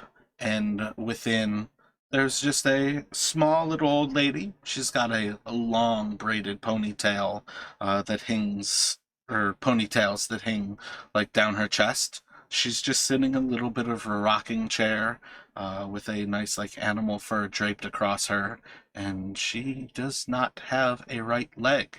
It is just a peg leg that is strapped across her knee, and she looks to you all and welcome. It's good and bad tidings to see that you are here, Eli. But I have waited for this time for some years. Excellent. It is good that we have made it here safely. These are my companions. They can introduce themselves. I know all of your names. You don't require an introduction. And then she waves off Harwar. And besides, your one friend didn't use her name. But that's okay. You're still expected here.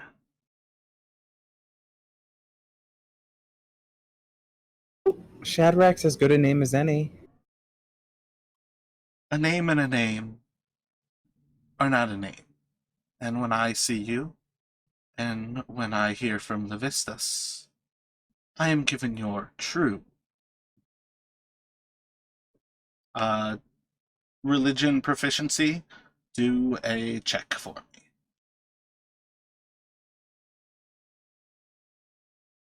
Anyone with religion proficiency? I think it's just Eli.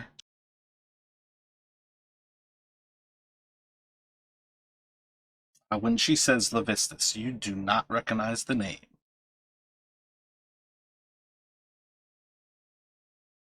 What name, pray tell, did they give you? Assuming Elephine is your real name, she'll respond with Elephine. It's not. She doesn't know her real name. Well, then you have to tell me your real name, and she responds with that name. She responds with your real name.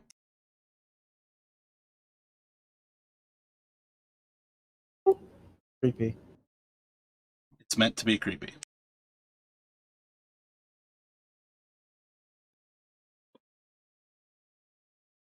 You'll actually see around her room, there's a total of 4 extra chairs, for which that she points them out, and some of them are buried under things, and she's just like, yeah, just toss those aside. I won't be requiring those anymore. And doesn't matter what you do. You can throw them in the fire for all it matters.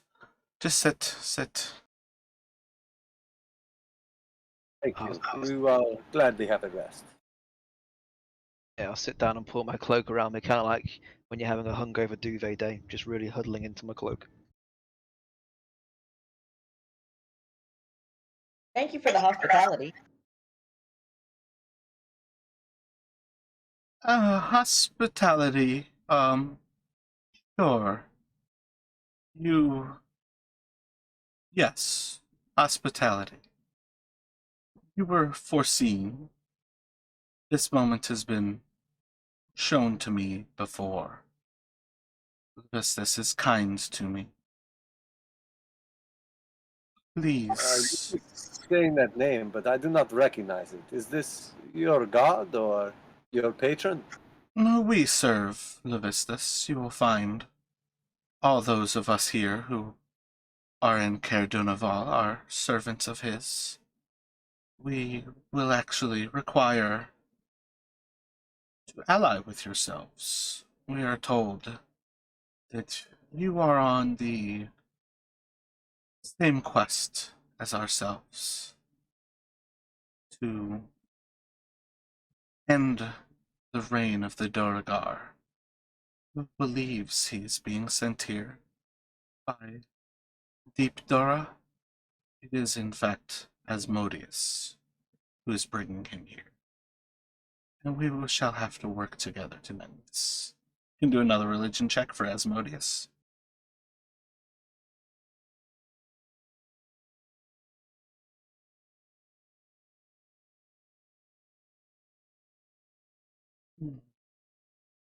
We perhaps will not be able to help you, but I must insist that we do everything that we can to work together. And all of our people have been told by Levistus that we shall work with you. But I also receive further warnings to tell you that if you are not able to stop Zardoc, he will destroy all of the 10 towns with his Shadowland dragon, which he will release in the future. But I cannot see past my own death. I cannot tell you when that will.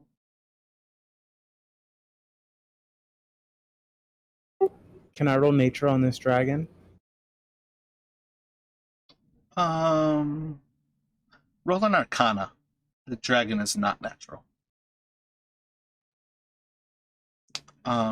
You're vaguely aware that Shardolin is a metallic ice. It is a black ice that exists here.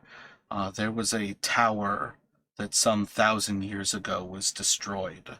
And at some point, this explosion just sent pieces of this metal black ice into far reaches of Icewind Dale. And you can actually see a piece of it makes up a sword-shaped crescent, or a sword-shaped amulet that hangs around her neck. And yeah, I think that's the general idea that you would understand, that she's talking about a metallic dragon of sorts, and very particularly that it is this black metal. He is building this creature in a forge that is powered by the heart of a red dragon. And when he finishes it, he will release it on 10 towns. When you are in his fortress, if you search for it, you can find the path of his destruction.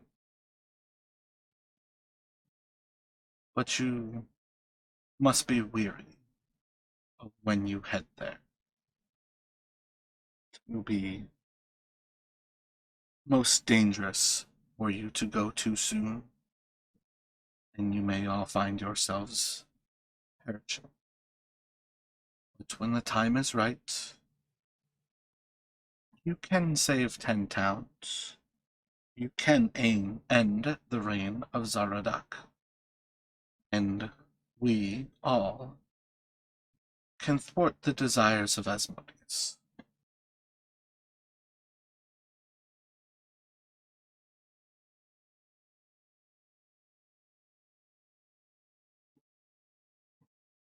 She just kind of takes a slow breath,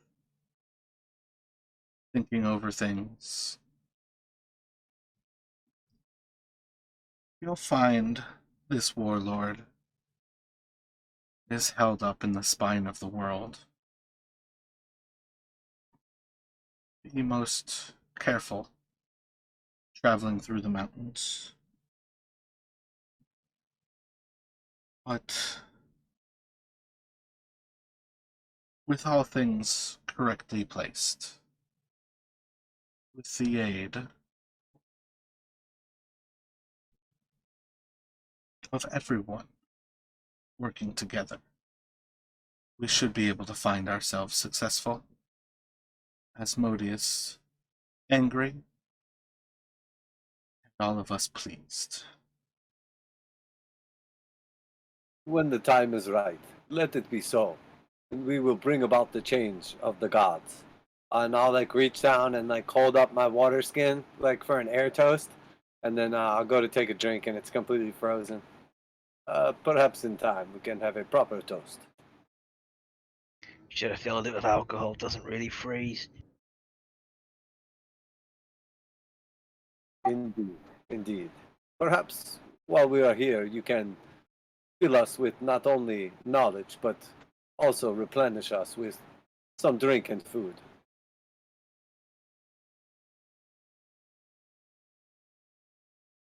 He doesn't respond. Or perhaps you... Oh, go ahead. Hi, sir. Are you guys a cult? She doesn't respond. See, not responding is very culty. There's a checklist. Can I just go through these real quick? Are they serving Kool-Aid? She doesn't respond. So, if somebody were to question your guys' beliefs, would they be punished? She doesn't respond. They're definitely a cult. Karis, roll a medicine check. Or as Karis is feeling to see if this person is still alive, you start to feel, moment by moment, her body is getting colder and colder until you see little flakes of snow almost starting to not percolate, but form on her flesh. And then there's a sheen of ice that covers her body, and it slowly is just growing until she's encased in almost like a sarcophagus of ice, just sitting there in her rocking chair, almost like a foot of ice covering all parts of her body.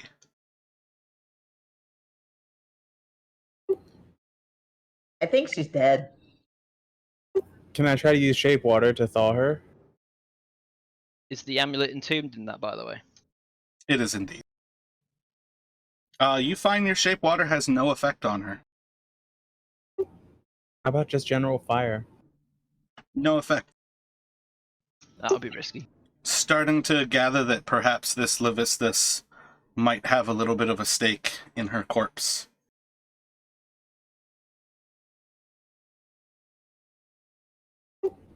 So this looks really bad, guys. Maybe we should shout for some guards or something. Yes, perhaps before we mess with the body too much, we should alert her friends or her members of her religion. Hello, friends. We need immediate help. There is something wrong with your friend. Roll a performance.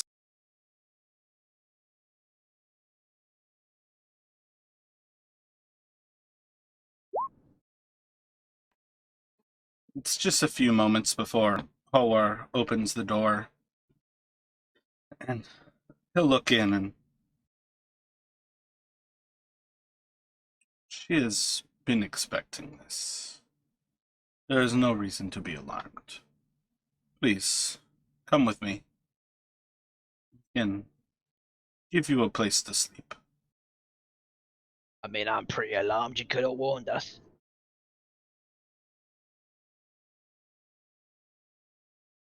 Of course, she spoke of her death, but we did not realize how hastily it was approaching. You are squeamish, and he's looking at Faint. You may find Icewind Dale difficult to deal with. But for now, if this is the first time you have seen death, perhaps it would do you well to meditate in this room and become one with the idea that we all die. Nah, I'm fine, mate. Don't worry about me. I just didn't expect to see a woman turn into an ice cube all of a sudden. Levistus is kind, but there is a cost, nonetheless, to the gifts that we have been given. Again, you sound really culty. If you insist on calling someone a cultist, that can be offensive. But everybody follows some god, some way. Do you as a group have a name? We are the Knights of the Black Sword. And as he kind of nods his head in like a short little bow, you see he also has a very similar pendant that seems to be like inside of his cloaks. So you can kind of assume he probably has the pretty similar black sword Chardolin amulet on.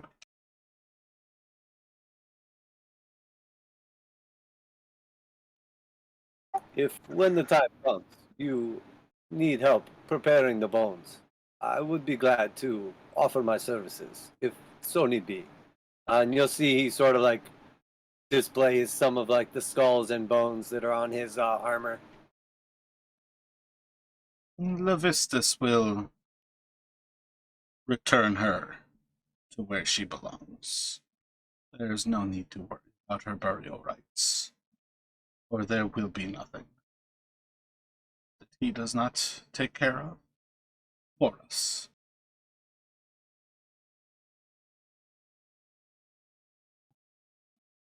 Again, if you will follow me, I can take you where you can rest, and then tomorrow we shall discuss more things when Kodrath is awake.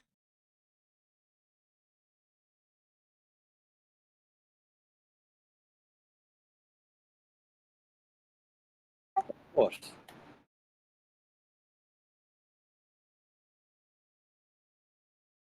So he will take you outside of the keep, walk you to the east side, and take you into one of those turrets, and basically give you access to it.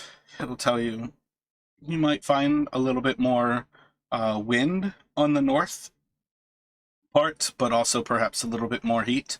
But he pretty much instructs you that if you're looking for warmth, sleeping along in the shift button.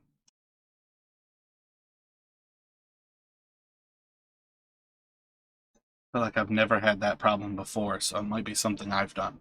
But sleeping along that like western side, you're up against like the back side of the kitchen's chimney, and you'll actually gain heat from the stone itself if you find yourselves cold in the night. But he will otherwise instruct you that you are welcome to sleep here. Shuts the door behind, and if you don't have any questions, he leaves you there to have a night's rest.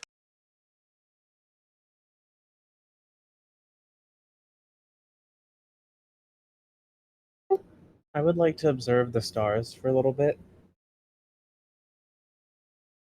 So you are most welcome to head up to the top flight, and you can watch from there.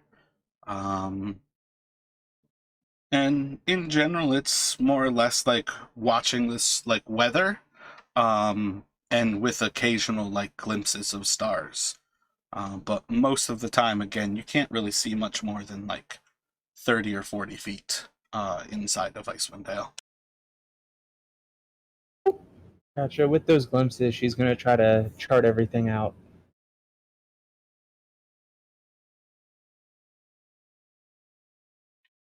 Yeah, like you're not particularly blocked off from any of your Circle of the Stars abilities. But there is still an isolation factor where it's probably not terribly comfortable either. Sure, I don't have any of those abilities yet. This was just roleplay. I gotcha. I will, So yeah. of course. I will, of course, take a few minutes to doff my armor and prepare my shield, and I'll pull from my satchel some incense and begin to burn it and say a small prayer to myself.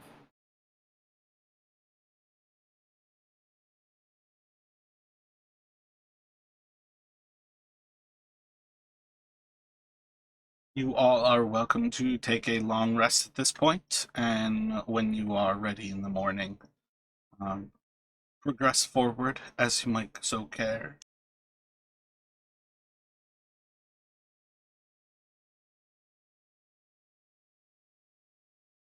I thought they would blame us for killing the leader.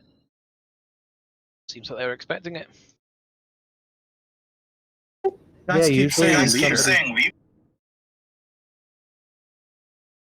Usually when somebody dies in front of you, you always get blamed.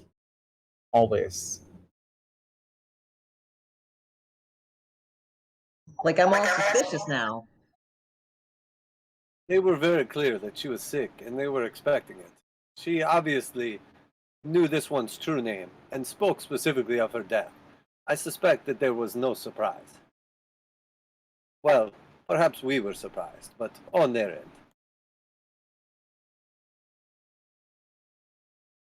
And I'm going to go ahead and take a couple minutes in the morning to don my armor and get ready for battle.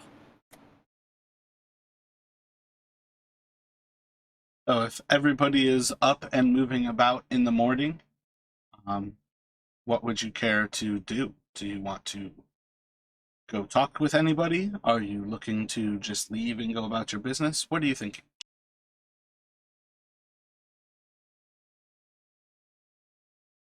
Breakfast?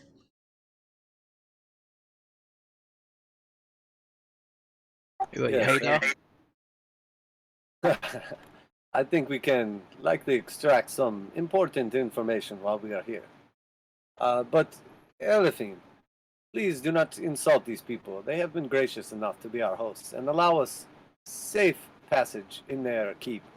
I don't think that calling them a cult is the ideal situation. Perhaps just refer to it as a religion. A collective of sorts. Sure, anything that's less offensive.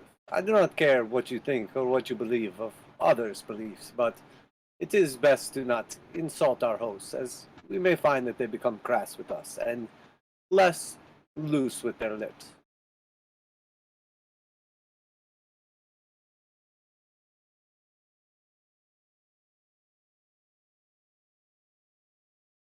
But yeah, breakfast. Breakfast sounds like a good idea.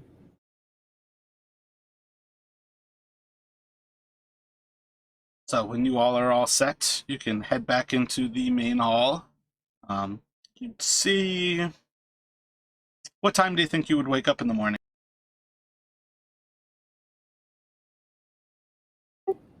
Dawn.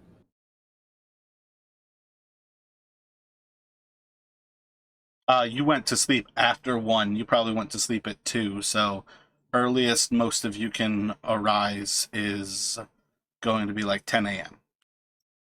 If you stayed up to watch the stars, you would be much closer to that as well, because you need 6 hours.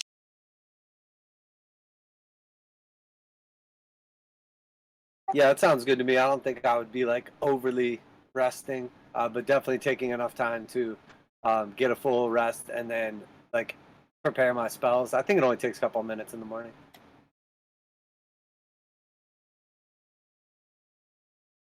So sometime effectively like between 9 and 10, most of you would be much more capable of actually going about your day.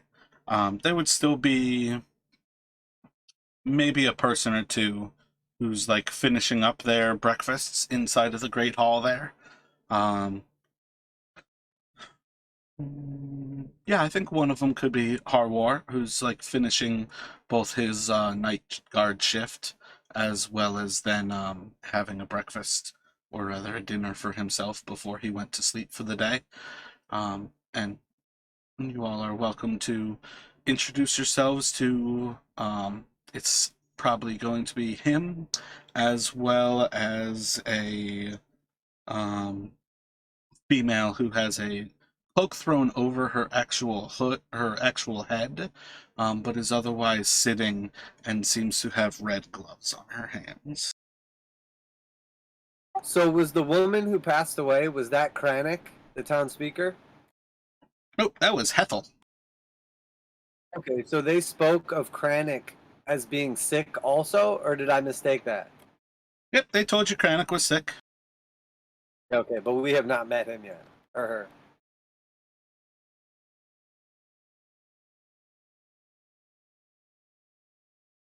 So yeah, I'll just walk over to like the meal area and say, glad that we found you this morning.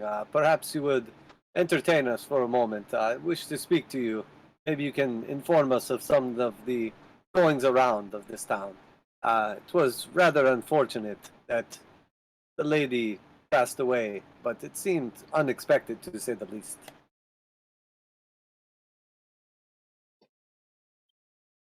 Vistus had shared that moment with her some time ago. When I went to ask her if she would see you, she told me this is the night that she dies. It was well expected. Are you all followers or worshippers of this Levistus? The order follows him. All of these knights that you will see inside of this castle serve his needs and his desires.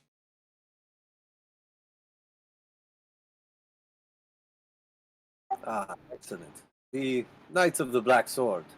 Your name and reputation spreads far throughout these lands and into the south. That seems unfortunate. What do you know of us? I know little, only what we heard, but from what I understand, you're not so welcome with most guests. We were very fortunate that you were as accepting as you were and that the lady saw us coming.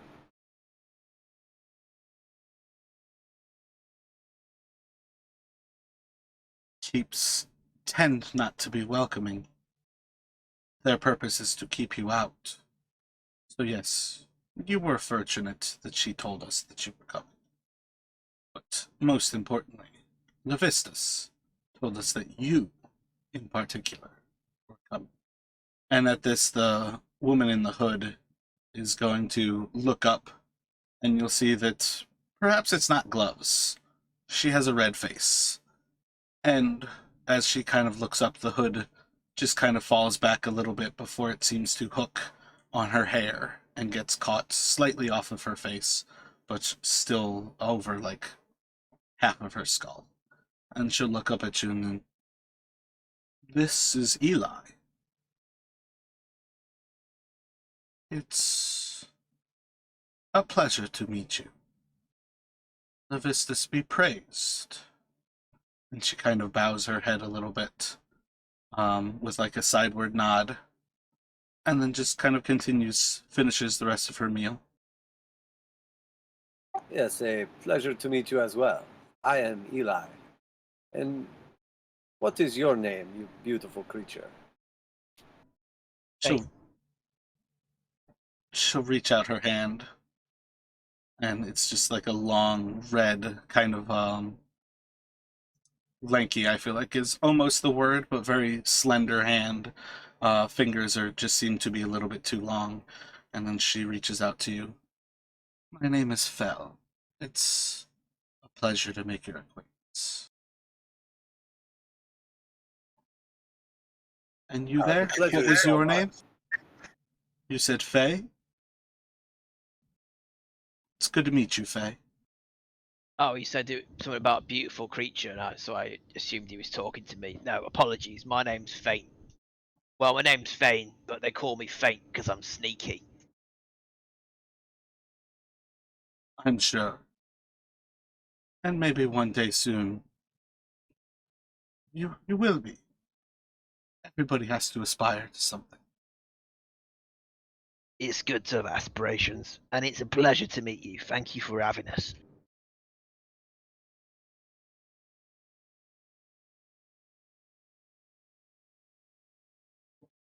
The rest of your company, Eli,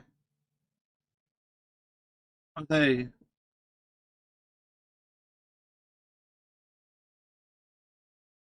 Do you all think that you have come in at the same time? Are all of you present right now? Yes. Yep. Presumably. The rest of your company, Eli, do they care to join us? Do you require a meal? Or would you be interested in meeting the master of the knights, Kadrath, as soon as possible? Hi, Mishak here. Yes, I would like both of those things. Notice as she hesitates for a moment, looks down to Harwar. "Mishak, it's a pleasure to meet you." And then looks back to Harwar.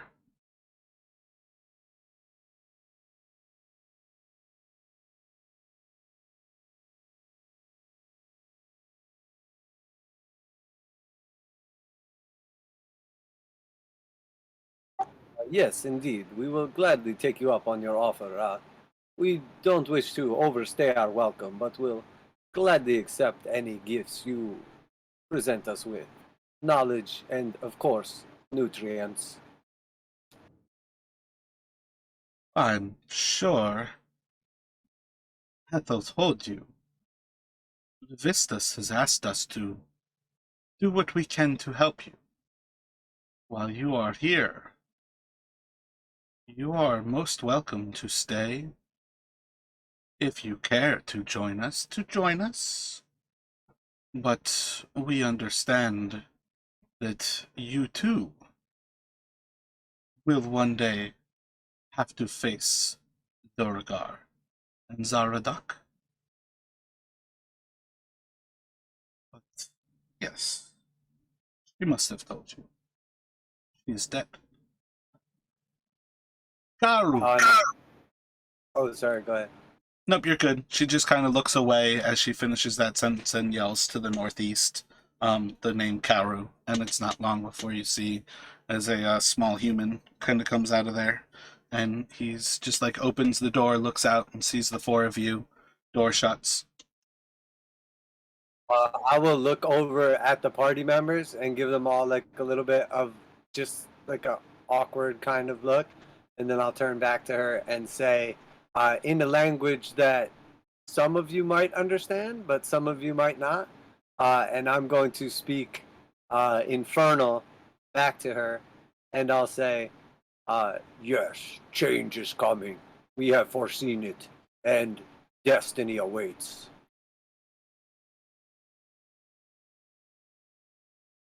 So Karis and Faint would hear as this horrific language fills the room, and indeed Fel responds. The time will come soon enough where we will rise, and Icewind Dale will be spared. But let us not speak such languages here. It is best for the folk of Dineval that we use such things as common in this land. Of course. And can I insight check to see who would have understood that, or if I can tell?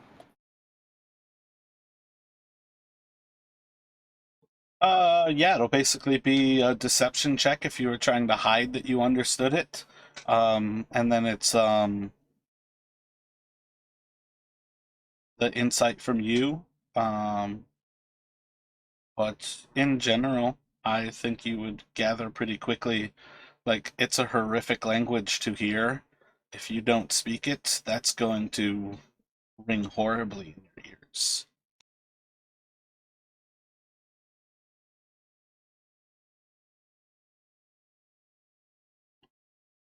So I think you would gather that Elphine is trying to hold up as if she did not understand what was spoken, but doesn't seem as like horrified as Karis and Faint would be to hear that language.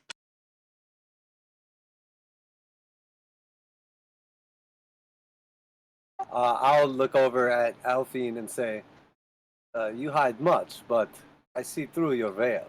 It is thin. Perhaps in time we will gain your trust, and you will tell us more of your true self. And then she'll reply in Abyssal. Perhaps.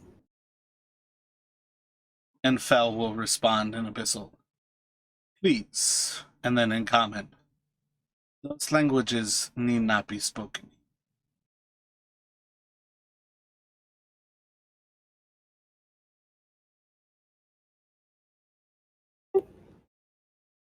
Anyways. So she finishes up her meal and she's going to leave.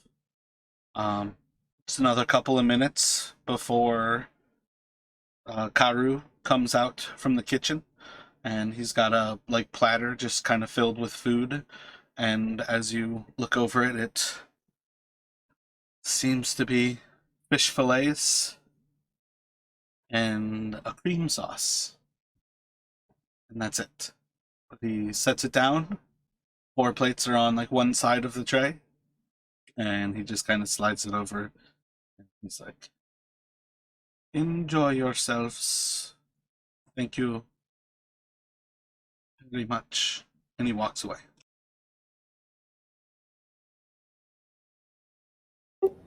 Elefine is going to pull out a bottle of sriracha and start casting Purify Food and Drink as a ritual. Why on earth do you have sriracha? Because it was a humorous thing to say. She's just casting the spell.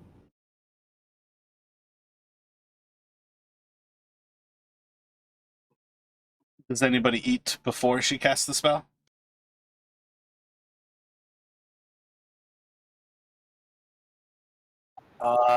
So wait, does this take like 10 minutes to do? It does, yes. Just start eating. Yeah, I'm just definitely gonna grab mine and start eating. No need. I can bless my own food. Just don't drink Kool-Aid. Tastes like grilled trout with a cream sauce over top. Feel like goat's milk would probably taste like goat's milk, but depending on how good of a culinary folk your character is, you might be able to recognize that the cream sauce is a goat's milk. So it's almost like a chev. No, not chev. Damn, I can't think of the right word.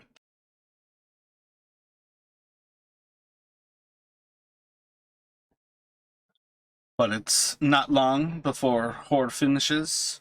You all are welcome to relax in this area. And he kind of looks off and he's...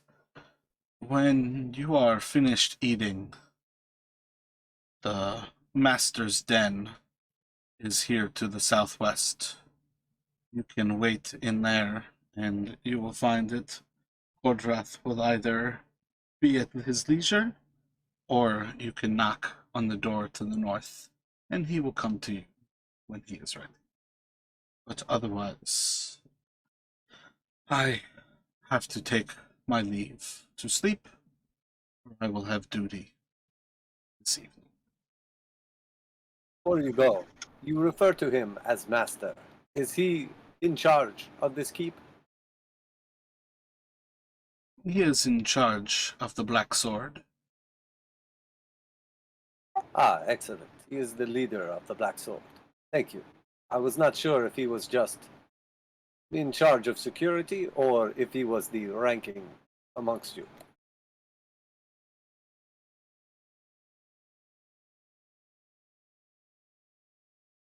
Rest well, my friend.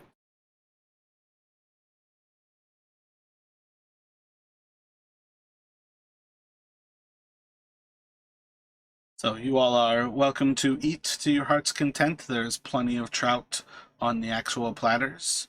And then when you are good to go, you are welcome to head off and enter into the den to the southwest.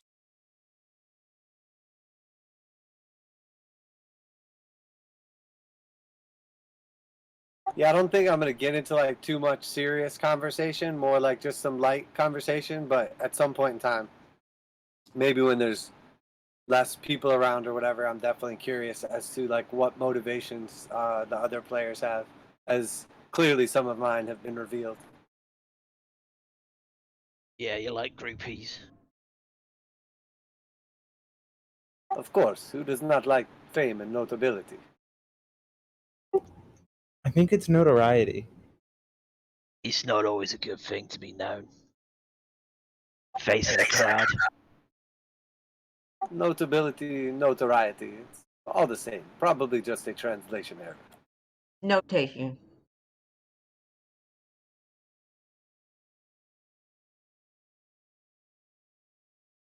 Let's hope that each of you has some sort of skill and I'll look over at Elephine and say, or notoriety that affords us the same comforts as mine has.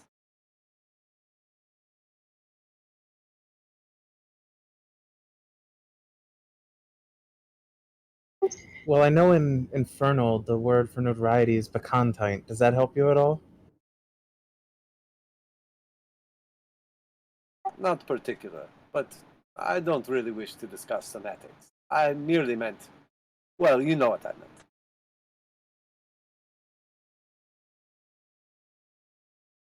He means that people know him and he's got many leather-bound books.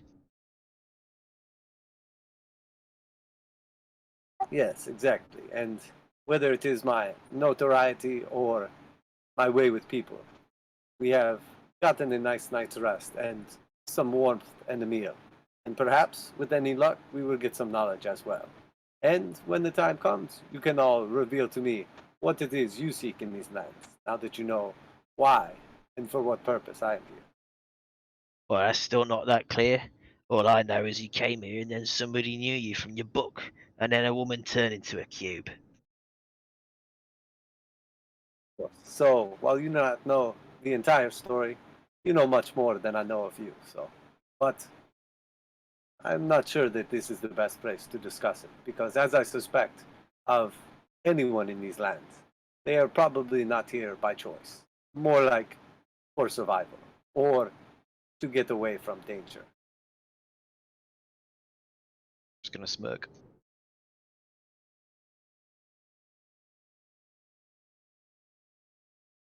If we're all finished, shall we? Now let's start to get up.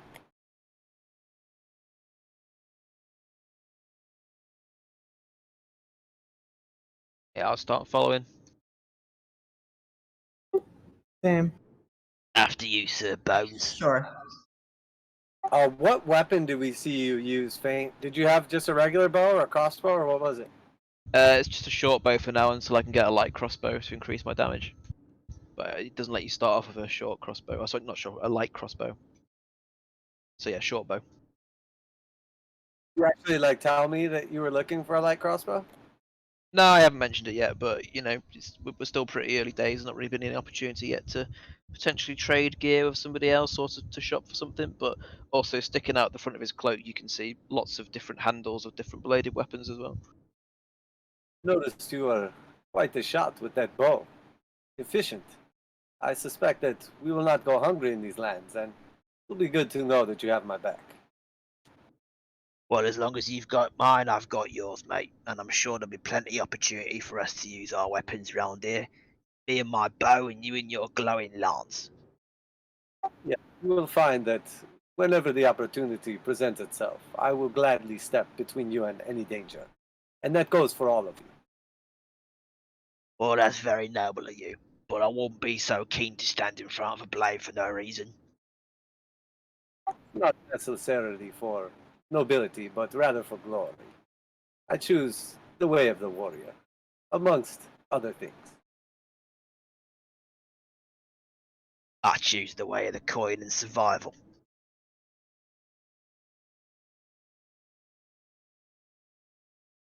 I find that the longer you survive, the more coin makes its way into your pocket. And I'll sort of jingle my pouch, and you could tell I have a decent amount of coin on me. Makes sense. I hope you're right. I'll jingle mine as well, and you can hear it's probably about a similar amount. I suspect the difficulty here will be finding places to spend it and useful things to spend it on, more so than the actual coin itself. But we will see. I am still new to these lands. I think you find if you go handing it out to every randomer, it lets you in their house for 15 seconds will clean you out pretty fast, though. Yes, that is very true, but as you have noticed, my reputation travels long and far. And in this town in particular, you will find that keeping in the best graces of these people will present us with many opportunities that would not be afforded had I not been known for my works.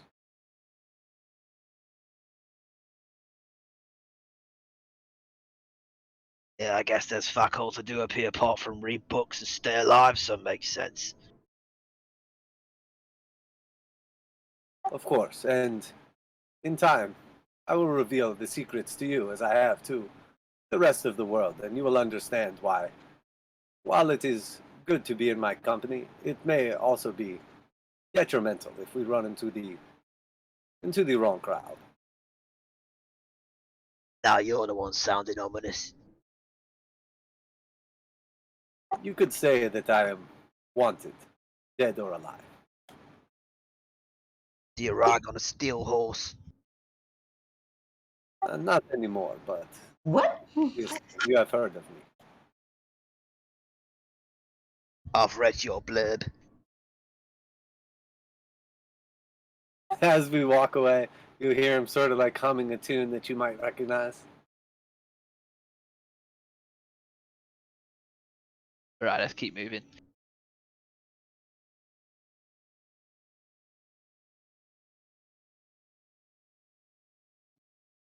Yeah, so I guess you sort of post up in that spot and wait on their arrival. Yep, there's just a single really nice chair that's sat right in front of the hearth. It's got a small desk in front of it, but the one really plush chair just right in front of the fireplace, just kind of staring forward over its desk. Nobody is currently in the room, but around the room itself, there's a collection of other seating that's kind of predominantly held around like the east side of the actual room, but it's otherwise like pretty nicely set up as a very simple den. There's just a large carpet over most of the stonework in that room, but it's otherwise pretty simple. And I'll go and stand in front of the fire and just start warming my hands on it. moments after you all enter into the room, the door to the north will open, and you'll see a very tall figure who's clad in like a green, kind of like almost like sitting robe, and it seems to be fur lined on the inside with like a brown fur, and his flesh is just blood red. And he has two tall horns that stick out of the center of his forehead, and he's just relaxing in this like cloaked gown. He's got a white shirt on, very similar green colored pants, and he has the same amulet hanging from his chest. This would be the first person that you've seen who's not really wearing cold weather gear. And as he stands there, there's just a pointy red tail that seems to be kind of flicking from side to side. And he steps out with a book in one of his hands. He'll kind of clap it shut, and he'll say, "Greetings to you all. I assume if you're here waiting, Tethel is dead, and one of you is Eli." And he's going to walk over without waiting for a response and sit down on the chair that is facing the fire. And he just kind of sits his arms up onto the desk and seems to stare into the fire. Yes, your presumptions are correct. She slipped away only moments after we met her. She revealed some important information, but perhaps you can grace us with a little more. I am Eli, and these are my companions. Fate. Give a little nod. Vistus has told me much of you all. She thought he was the only one who shared the future with her, but I am well aware of you. We have been asked to help you, that we will stop the Duragar, and you are welcome here. I'm not sure how else I can help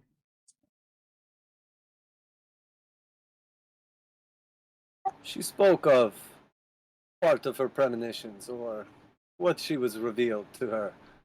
Can you tell us more of this Zardak and the Black Ice Dragon, where this is being created or summoned?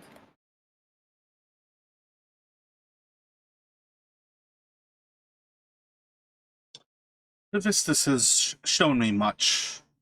Our conversations are long, but he has not given me any approval at which I should share more information with you. What if we said please really nicely?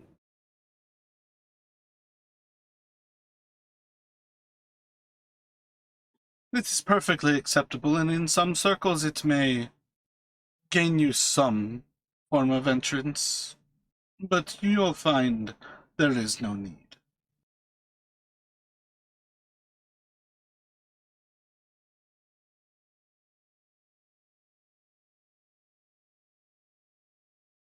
You drive a hard bargain. We much appreciate you welcoming us in here, but I suspect that we will not stay long, at least on this trip. We still have many places to go and the rest of the towns to see. Is there any more useful information that you could share with us without compromising your religion? Please do not mistake me. I am simply serving the needs of the speaker. It is he who greets you and welcomes you. Levistus has simply asked us to welcome you and help you in these things that will come about. but you must be assured, and must assure the people. Cranach is the one who is welcoming you into the castle. We will simply be of help while you are here. So what's this person's name, sorry?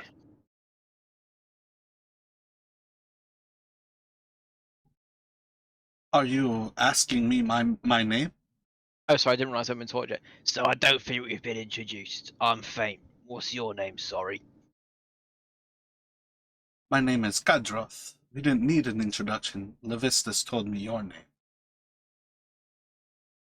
Levistus hasn't been so kind and accommodating to myself to have given me your name, so forgive me for having to ask.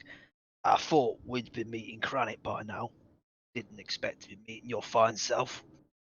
Cranach is quite ill, and I told Harwar that when you are finished with your mourning, you should come in here to meet me. He did not tell you that. That seems out of character that he would forget such things.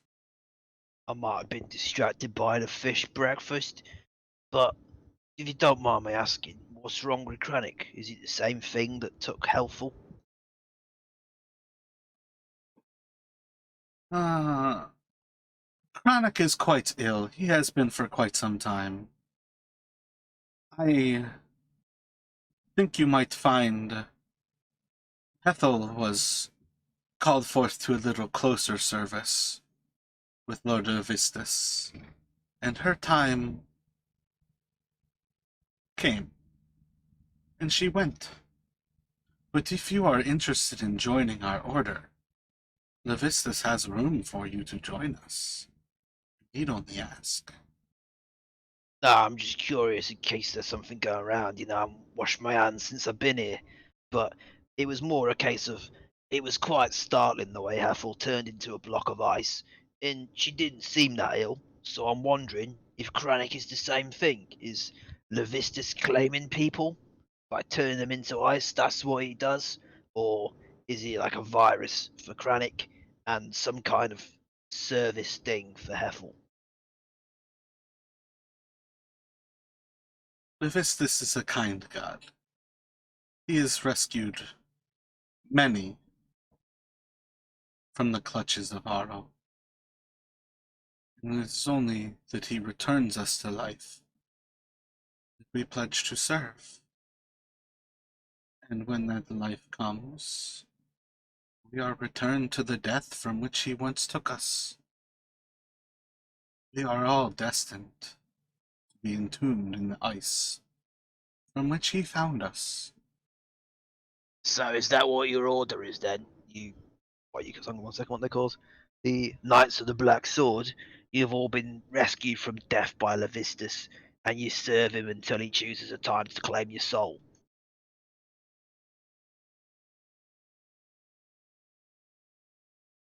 We serve those who have given us life, as many serve the gods who touch theirs. It is not so absurd, but service to a god often claims your soul. That is nothing new. Oh, please don't think I mean any offence. You've been very welcoming and very accommodating to us.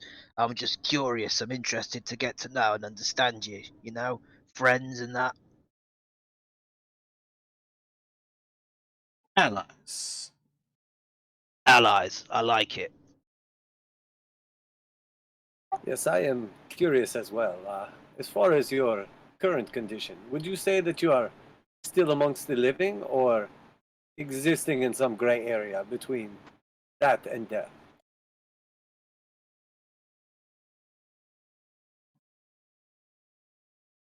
We are living for all purposes. I don't see any reason to assume that any in particular are dead. The gift of Levistus' kindness is life, and we have returned to it. So we came across a couple of undead on our way into town, feasting upon a corpse. Where do they fall into this paradigm? Apparently, they were undead. Is that the paradigm enough for you? Well, I'm just thinking, you're on borrowed time. They're sort of on an extended trial period of time. Why did they not get saved, but you did? Perhaps they didn't die in the ice and accept the gifts of such a wonderful God. Perhaps, and he'll look across the group, they were found by someone who had metal in the weave and play with things that do not belong to them. Magic users are often want to do terrible things. And I'll look back to Eli. But perhaps that is why Evistus has asked us to join you, to help you, to open our home to you. So, one last question for you, and please stop me if I'm out of line in asking this then. But the difference between, your good selves and them we saw on our way in. Are you all people that have lost your lives to this bitter cold out here, and then upon your dying breath, Levistus has saved you? Is that the cause? Is that the trigger? You die of cold?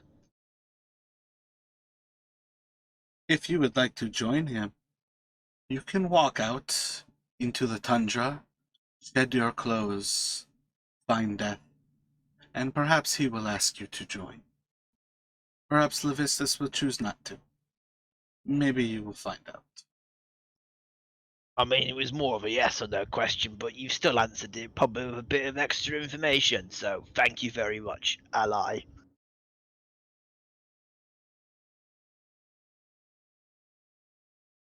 I turn back to warming my hands on the fire again. Yes, perhaps if death should find us unexpectedly, we can only hope that Levistus will as well. Perhaps. His kindness knows no bounds. So, is there any foreseeable future where Kranich should return to decent health, or will we be offered the opportunity to speak with him directly, or is this out of the question?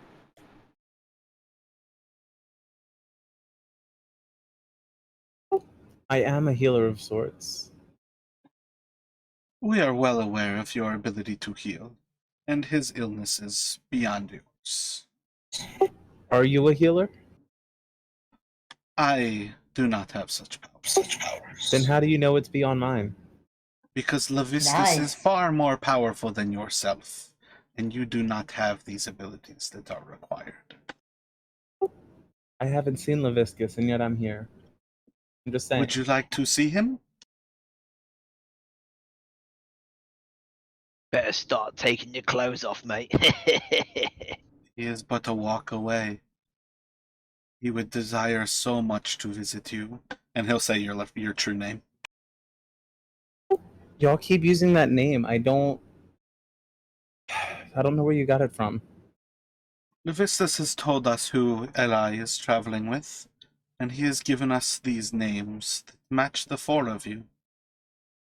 If this is Faint, and that is Karas, we know Eli, you must be the fourth. Yes, a Bendigo.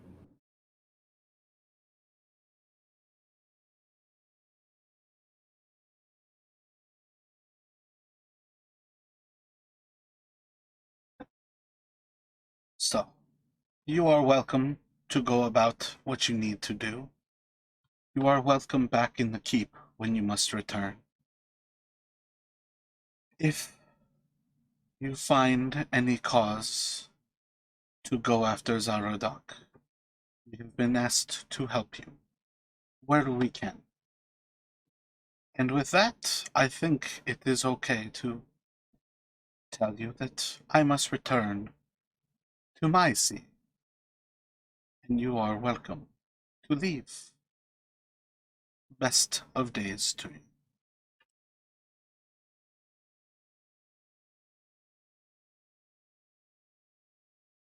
All the best.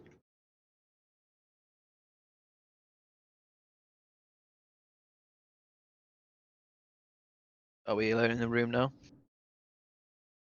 No, you guys are in his den. He's sitting there telling you to leave. Oh, sorry, I thought he left. Okay, fair enough. Oh, completely misunderstood. I was about to curl up by the fire. I think that his subtleties may have gone over our heads. It is time that we depart this place. We much appreciate you, and our gratitude extends further than our reach. We will be back when the time is right, and not a moment sooner. Thank you. And,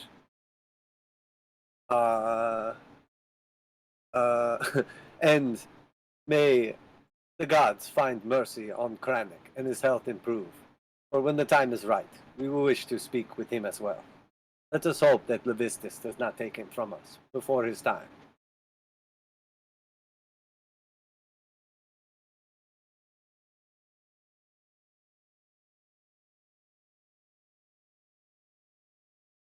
And I do have a random question too. Could we tell for sure, Kadroth and Fel?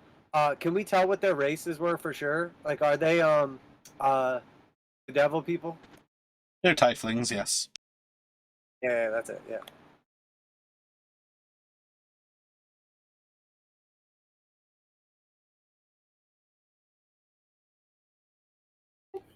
As we're walking out, she'll whisper like, "So cult, right? We're all in agreement. Definitely a cult." I mean, most definitely, but just don't use that word to their faces. You know, we don't want to offend them. Right, because they have good fish for breakfast. Yeah, and they've got a warm building to sleep in. That too. Not that I sleep, but, you know, I'm looking out for you guys. From the outside, looking in, almost any religion will appear to be a cult. And then I'll like look around and make sure nobody's close to us, and I'll say, "This one especially." Nice. Wait, so you're saying that you belong to a cult because you're a god person?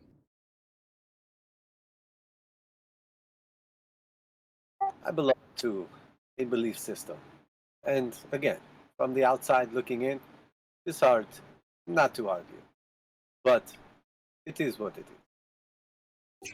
For sure. It's a multi-level marketing opportunity. I'm Oh, go ahead. going to say I'm agnostic, and I'm absolutely certain about that. Say, I would rather believe in something than nothing. So, if those are the two options, whether it is you believe of a Gaia, a god within the earth, or, and I'll look over and say, pray to the star, or anything in between, it is all the same from the outside, looking in.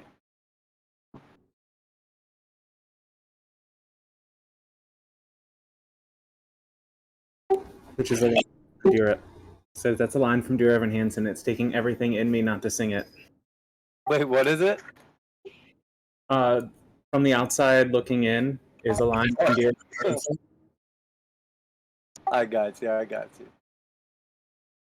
Do you think that they're a successful cult that has taken lots of gold, per se, from followers, and possibly they need to be liberated of that gold?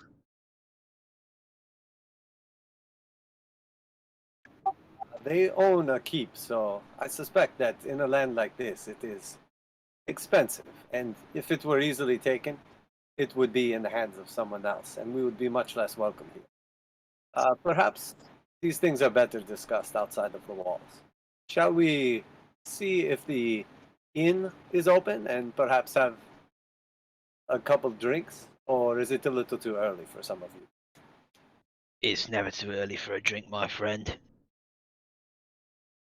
I wouldn't mind putting on my beer coat. A holy water sounds particularly good right about now. And I think that, in my experience anyway, a tavern is the best place to find knowledge and get a lay of the land. I'd agree. I mean, I feel like I understand these people, but I'm not really clear on what we do next. Maybe some information from a local drinking hall will help. Yes, perhaps if the opportunity presents itself, you can all reveal to me a little bit of your own motives, as you know part of why I am here, and some of my affiliates, but there is still much to discuss, and while I suspect that you are all here to get away from something, I'm curious too why you chose these lands, and if there is something you are looking for as well.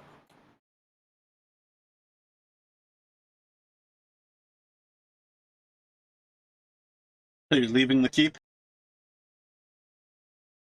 I guess so. I mean, we've spoken to the main people I think we can speak to. Obviously, we can't speak to Kranich. We understand that these people are obviously, yep, they're disciples of this Levistus with the Black Sword. I feel like if we need to come back, we can. We'd be welcome to. We found out a little bit about what's going on with Asmodeus and trying to summon the dragon, and then he also has like a keep that's in the spine of the world, or fortress even.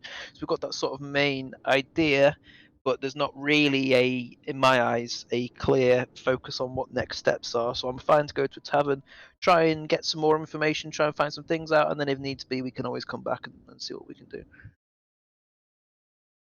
Perhaps it is a little presumptuous, but they likely have an armory, so if there is any equipment, perhaps we would be welcome to it, at least for the right price. Yeah, I'd be interested in that. I mean, this short bow's great and all, but my fingers are getting numb. It's quite hard to pull the string back. A nice little crossbow would sort me out. Crossbow, you say? It's very unfortunate. I had a crossbow not too long ago, but it was not my style. I traded it for something far less worth its value. Had I known, I would have saved it for you, friend. It's not a problem. If it was useful to you, then it was the right thing to do. I don't blame you for that one bit. I have what I need.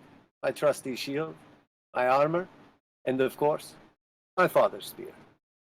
And all them bones. And speaking of my father, this one is his. And he'll like hold up one of like the skulls that he sort of like wears in his armor, and you'll see that there's like some kind of like glyphs and stuff like carved into it. Not gonna lie to you, Sir Bones, that's pretty fucking morbid. You've got your father's skull? Of course. Is it not in your belief systems or religion or cult to save the bones of your ancestors? Are they not valuable? Do they not look over you and protect you in danger? Offer you abilities? I'd say my experience with dead bodies is you tend to clean your blade and run away very quickly. I think most people bury their dead. Oh no, not at all. What about the scavengers? What are they going to eat? People. To each his own. It is a great honor for a warrior of my blood to have their skull or bones preserved and carried with them. And while I can understand it may seem strange at first, they offer certain protections and guidance when need be. So if you drop dead next to me, would you want me to wear your bones? I'm not sure that you are prepared for this, but should the opportunity present itself and I find death before you, it would be better that someone carries on the legacy of my family than to let it just freeze away in this nothing place. Alright then, deal. You can have my bones if it happens the other way around. You may find that some of the things I possess are much more valuable than any bones or suit of armor. And you sort of like see him kind of reach back, and he has like a super ornate looking reliquary that he wears. And inside of it, you can't quite tell what it is, but it's about the size of what you would imagine would be like a case that has a book inside of it. You're a collector of fine books, are you? You could say that. This book is the finest, and there are perhaps none like it. This may be the last of its kind. Well, if any member of our party's carrying a fine book, then I imagine that's business of their own for none of us to pry into, so I'll leave you to it. Of course, of course. And Fine is an understatement. This book is priceless.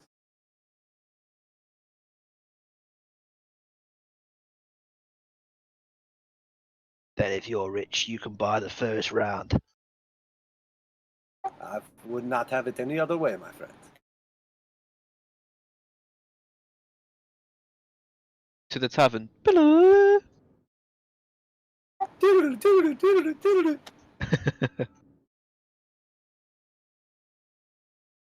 Yeah, so if that was all walking and talking, you guys can walk up to the front doorstep of the tavern. Everything is still blowing in the wind. You see the same kind of double doors right between. Yeah, let's go for 2 doors between, like on either side of the actual sign that was kind of bashing up against the wall. But you can head up to the tavern, and it seems to be right there, the uphill climb. But it just has the. Ooh, I don't think I actually shared it yet. You would have seen this heraldry quite a lot, but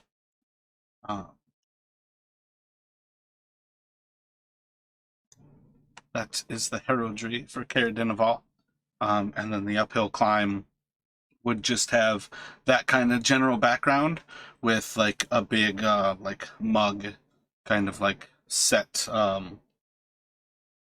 in like a in front of it almost, where it's essentially using the heraldry of the town, and then the very simple marking of the mug tells you that you are at the tavern. Ah, yes, the famous town of Fish Tower. Fish sticks. That was quite the uphill climb. I could use a drink. Didn't we just go downhill? I was wondering that too. Perhaps it's just a clever name. I'll just go inside. I guess, is it open? Like, can I try the door? The door opens. As it opens up inside, there doesn't seem to be anybody in here.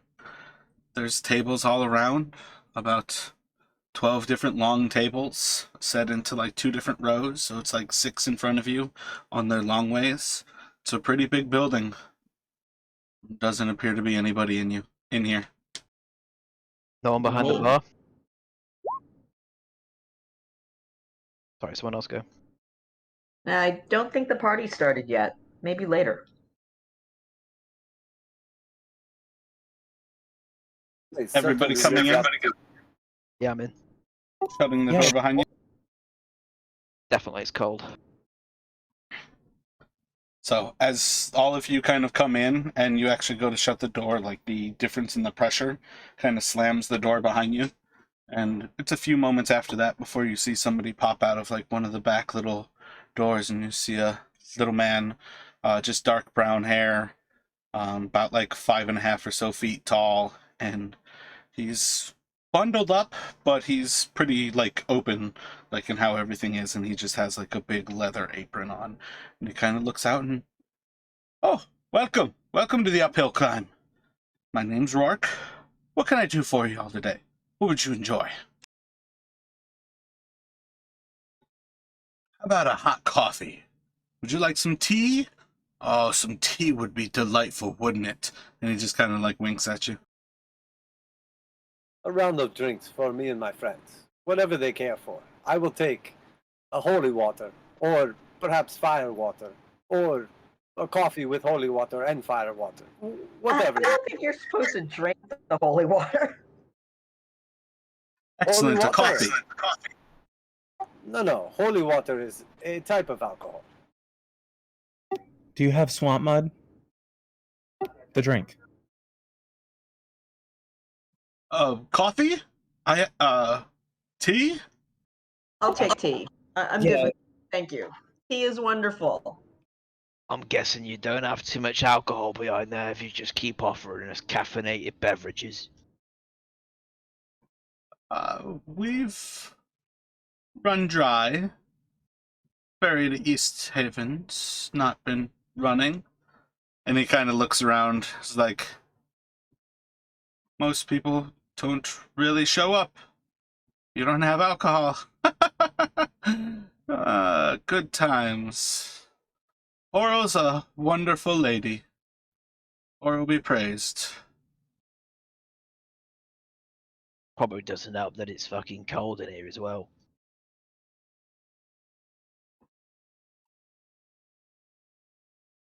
How Well, familiar are you with a modern business model?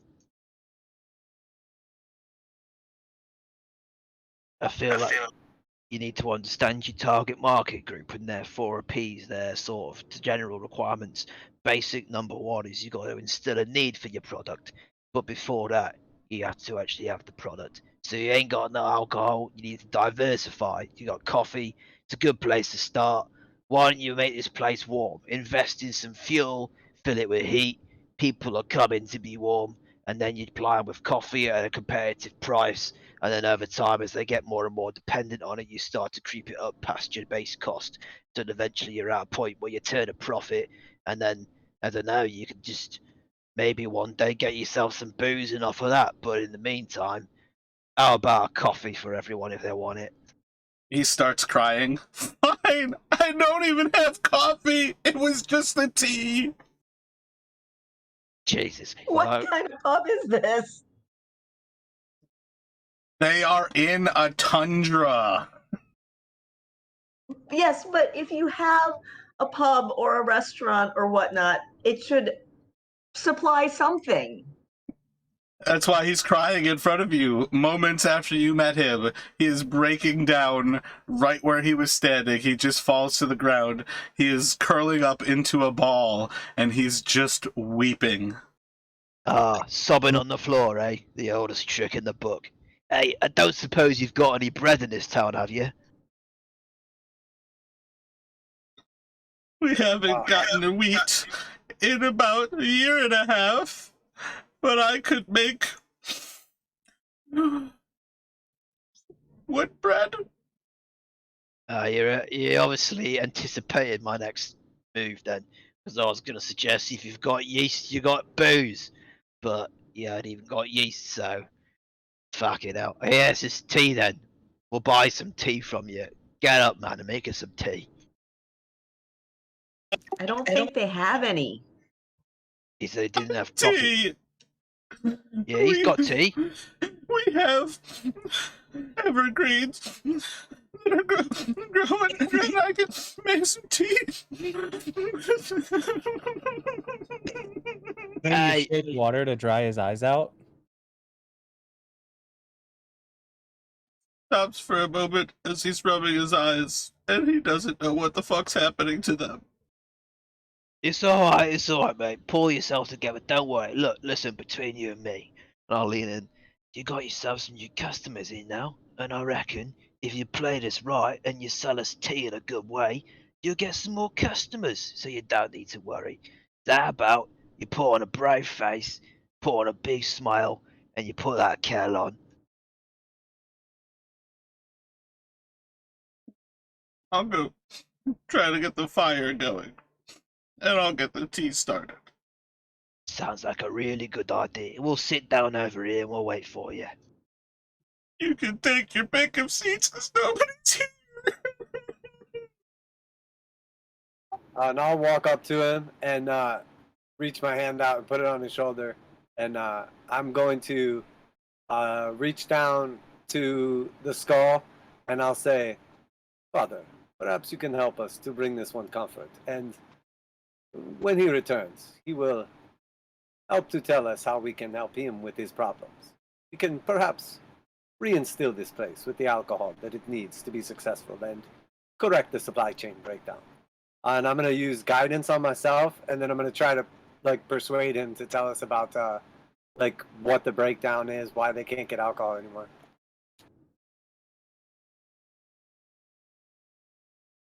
To be honest with you, mate, whenever I feel down, one thing that always calms me down is if a giant man walks up to me, touches me, and then starts rubbing bones. Of course. Yeah, you can roll the persuasion, but where is this skull hanging? You just have like a skull pendant, and it's your father's skull? Oh, I have a bunch of bones all over my armor, and 3 of them are sort of around like my lower abdomen waist area, and then I have like a couple other like random bones, and then like my reliquary has like a bunch of like golden embroiderments, and then there's like little bits of bone and stuff. Like his armor is pretty well adorned in bones. His shield has a skull. If you look at it pretty closely, his actual shield has like some sort of mark on it in the center, and then over top of the mark you can see there's like a shield skull fashioned over top of it. Very clearly was like some decent metal ornate armor, and then like bones and skulls and stuff have been added to it. Who did you pick? Are you Klimvor? What is that? he's, The guy? he's scared shitless right now. He does not understand why so many bones are talking to him. And as he's like looking up at you, he doesn't see you, the person. He sees all of these fucking bones. Listen, sir. Sir, I can glimpse into the future. Would you like me to tell you what your future might hold? The future is my business is gonna fail. You might believe that, but the fate may have other designs. Don't be afraid, my friend. All you need to do is apply for your PPP loans and perhaps an EIDL grant. Your business will be fine. This too shall pass. Yeah, you never know. You could have been paying for some kind of protection on top of your loans that you didn't know you were paying for, which you could be entitled to a refund for. He's just staring at you all blankly. He is no longer crying. He seems bored, maybe even asleep. This one too has died. There goes our tea. I'll go over and have a seat next to Jamie. Are you just sitting down at the table right now? Yeah, sure. I'm waiting for my tea, the one thing that they offered that was available. All right, yeah, I'll join you at the table.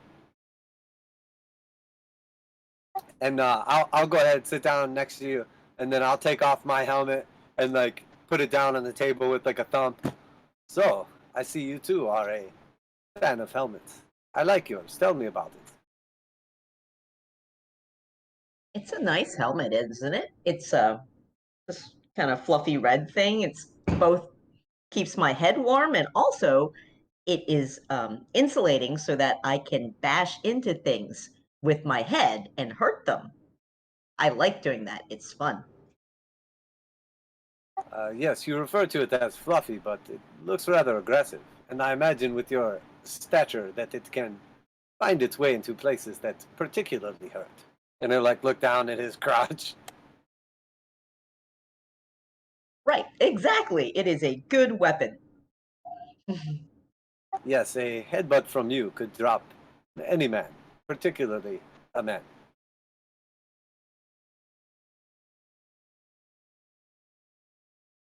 Should I demonstrate? Do not think this is the appropriate time, but I did notice that you are rather proficient in battle. Why, thank you. It seems like you also carry bones of your enemies around. No, these are not my enemies. They are my ancestors.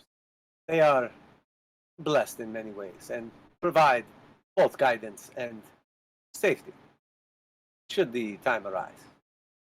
Yeah, I should save you from making any new friends.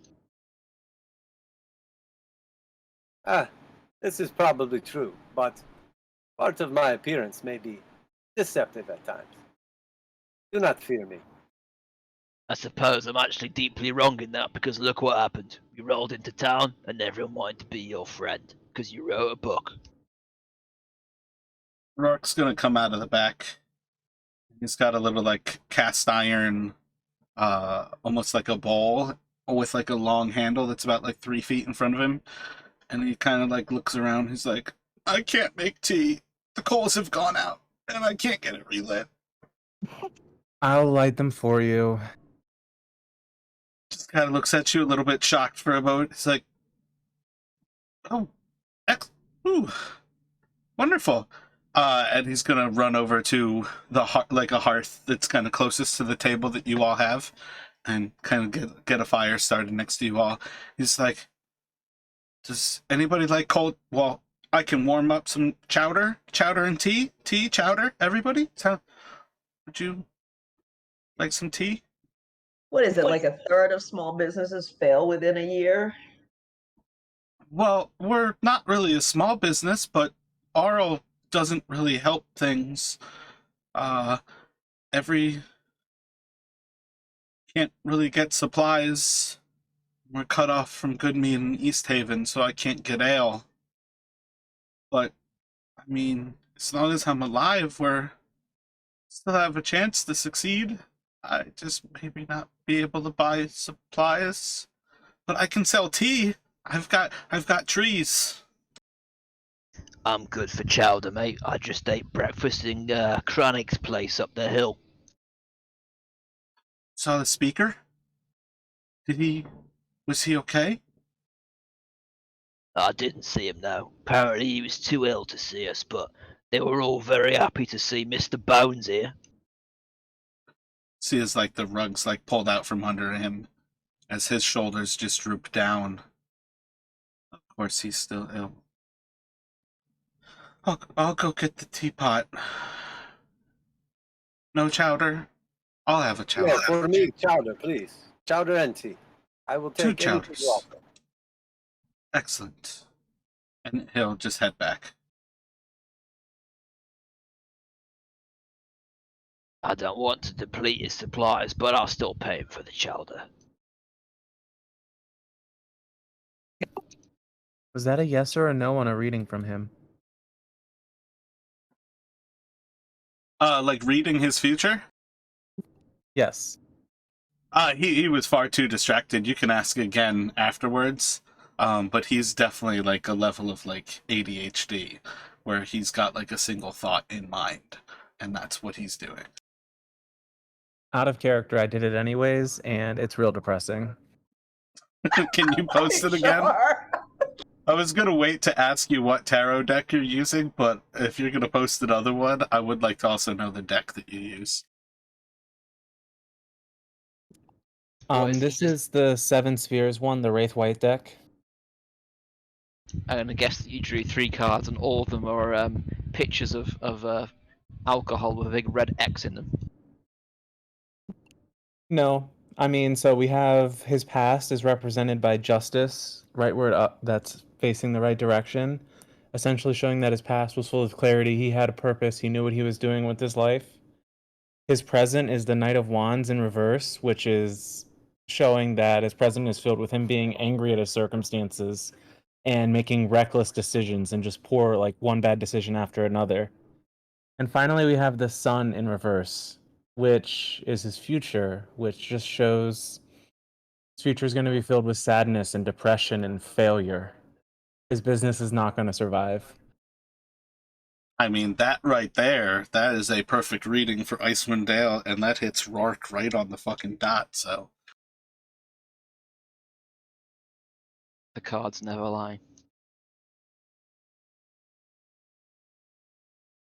So he comes back out like another minute later, and he does have a teapot with him. He'll put that onto the fire, hanging it from a little hook, and kind of like adjust the different levels of the hook with the handle of the teapot until he gets it kind of like right below, or right like above the flames, or the flames like just licking up on the bottom of the teapot. And then he brings out another little pot afterwards, just a little cast iron.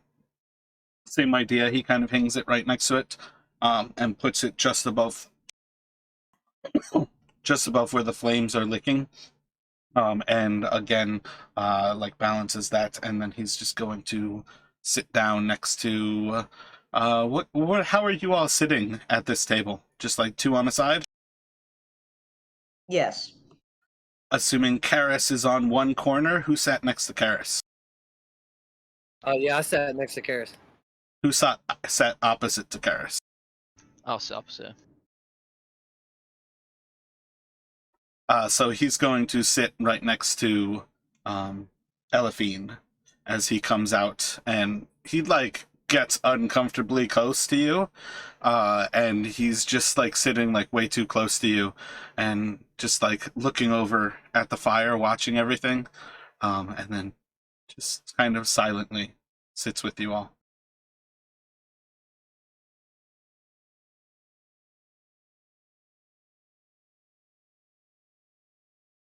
Probably do your reading for him now if you want, mate.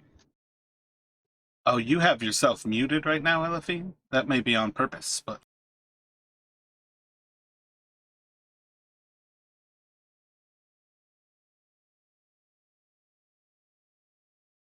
My throat's in bits already. This character is going to be an effort. Rourke, perhaps you will elaborate about this supply chain breakdown, and we could help you to get the supplies you need to produce the alcohol or supply it. There's no What- chains involved. It's all just the ferry. Trying to get mead from Good Mead. It usually comes through East Haven. Good Mead is the supplier, and New Haven is the town. New Haven? Where's New Haven? Oh, I mistook what you said. Please repeat it. Oh, Good Mead. They make good mead. So that's why they named their town that. And then they ship it over to East Haven, and the East Haven ferry brings it to us. So, But the ferry can't run since the lake froze, so we don't get mead anymore. So just glide over the ice. It's not a complicated thing. Well, boats are designed for water, not gliding, so that is kind of complicated. But I Yeah, I don't know get much that. about boats. But, you know, I didn't say use a boat. You just use some skis or, you know, some skates or something and you glide across the ice. It's probably faster than a boat. Yeah, but the ferry is who brings the mead. So when the ferry stops, the mead stops. Supply chain. From Good Mead to East Haven. Ha ha ha! Ha ha ha ha! Ha ha ha! It's all pretty Of course, depressing. my friend. You'll notice I've pulled out my map and I'm sort of looking at it. According to this map, if it is coming from Good Mead, and we are here in Caer Dineval, perhaps rather than using a ferry, it would be easy enough to transport the mead from land. It seems like there is a near direct route if we just go northeast to the road, the T junction that it would normally come through. Is it not possible to put together some sort of a sleigh or sled or reindeer driven equipment to bring you this meat? And if we were able to solve this problem for you, could it perhaps be mutually beneficial?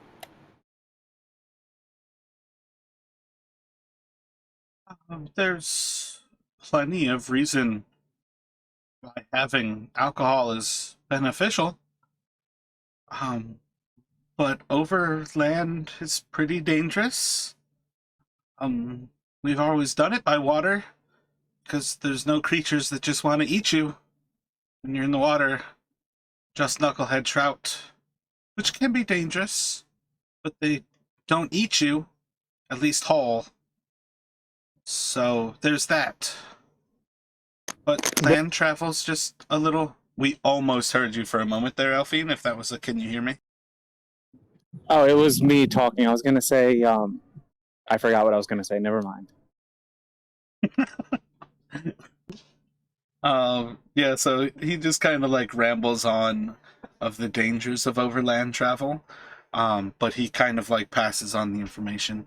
It can be a solid day's travel if you have to walk it. If you were able to set up a sled, there could be advantages to it and can surely cut down the travel time, but it's still quite dangerous, even on the roads. Auril's winter is horrendous. It's... there's a Of course. reason they use the ferry. Of course, and while I understand that often we are creatures of habit, and while we're used to doing things one way, it's hard to adapt.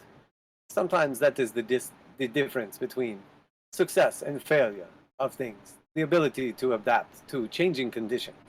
So, should me and my friends be able to deliver some mead to you, would you trust us to have the opportunity to help this town and to help these people, and of course, to help you? I've actually been working on a book that I've been writing for a while. It's called Survival of the Stubbornest, and I'm really sure that it's gotta be the ferry. That once the water thaws, not sure how that'll happen, but the ferry is the way. I'm sure of it. Stubbornness wins out. Yeah, and it's working really well for you so far, isn't it, with all these customers? I'm pretty sure that this ferry that runs from East Haven and the ferry that runs from Goodmead, fairly certain that if they can't deliver you your alcohol, they aren't delivering anything to anyone. So, if they need some business consulting expertise from our party, we can give it to them. We can tell them, if your route's blocked, you do a different route, and you attach some fucking skis to your boat, and you pull out your sail and you glide on the ice instead of through it. It's really frustratingly not that complicated.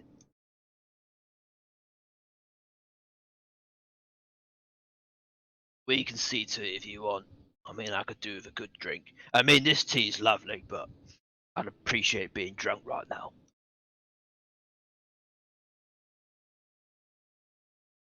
That would probably help a lot of 10 towns. But Auril be praised. He's been kind to us.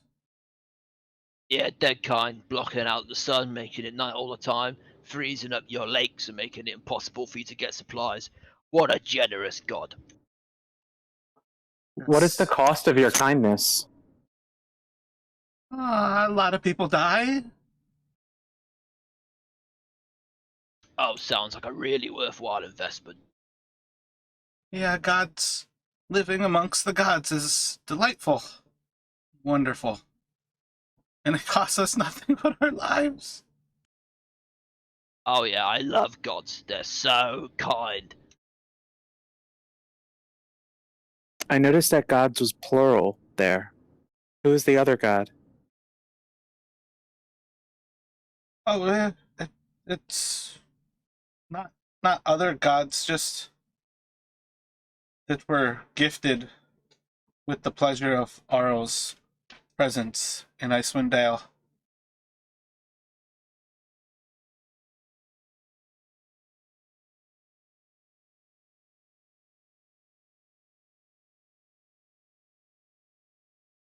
But presumably not the gods of warmth or fucking boats. I've never heard of a god of boats. What kind of god of boats? Ooh, I bet they could put a boat on skis. Would it have 2 legs?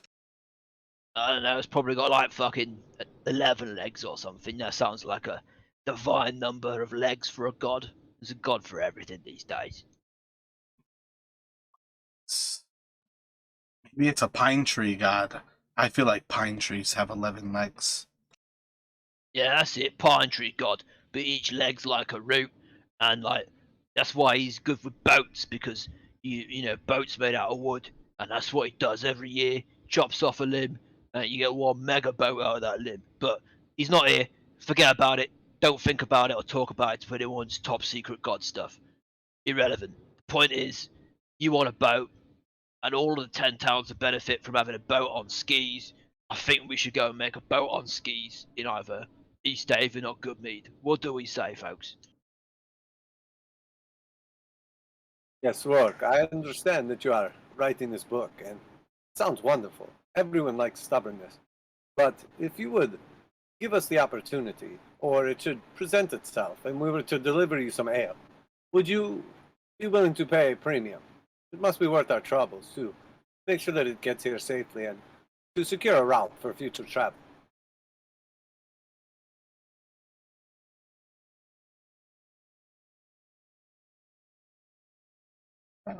Premium sounds prohibitively expensive, so maybe best not to agree ahead of time.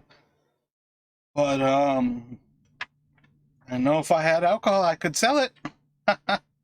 Well, I imagine that you pay someone to deliver it here. Some sort of premium, no? So the difference would be you would be paying us instead of them.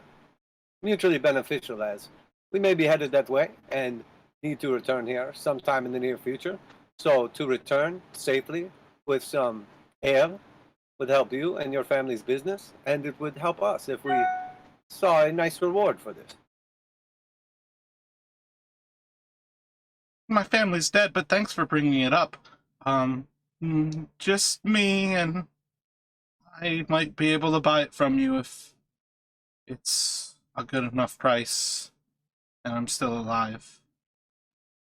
But it all sounds useful if you can bring it here.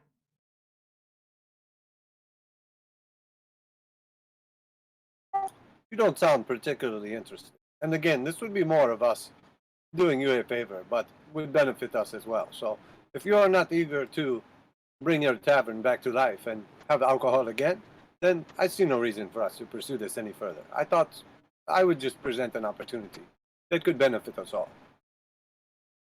Yeah, I just can't agree to it ahead of time. So I need to know the price first.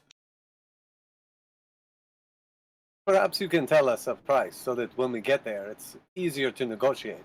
If we just show up there and have no idea what you would pay for it or what they normally would charge you, we could easily end up here with a bunch of ale that we do not need nor do we have anywhere to put, that we overpaid for, and you would be put in a situation where we would not have any negotiation power.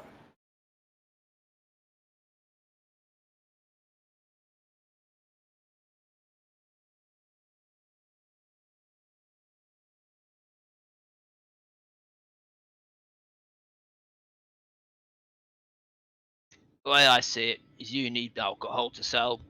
We're after gold. We're not looking to bleed you dry. You'll still be way better off. We just ask for, acceptable compensation for travelling all the way there, fixing the entire supply chain for the 10-town region that's based on aquatic-based supplies, and then, just something for our troubles.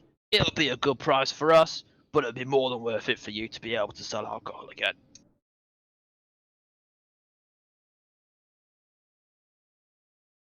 We're not a gang, we're good people. We're just looking to help. But at the same time, it's gotta be worth our while, otherwise we'll starve to death. Starving to death, we know quite well. But you won't starve to death if you're making money from selling alcohol and making people happy in this town, will you? You're still gonna be a massive winner from this. There's no way you can lose.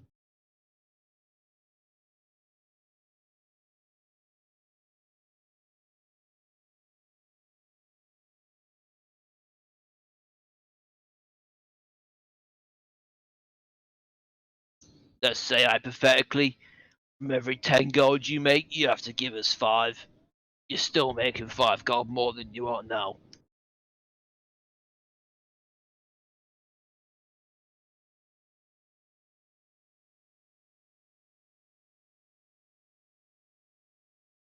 Can I insight check to see, does he seem interested at all in us delivering alcohol to him or not really? You can roll an insight check.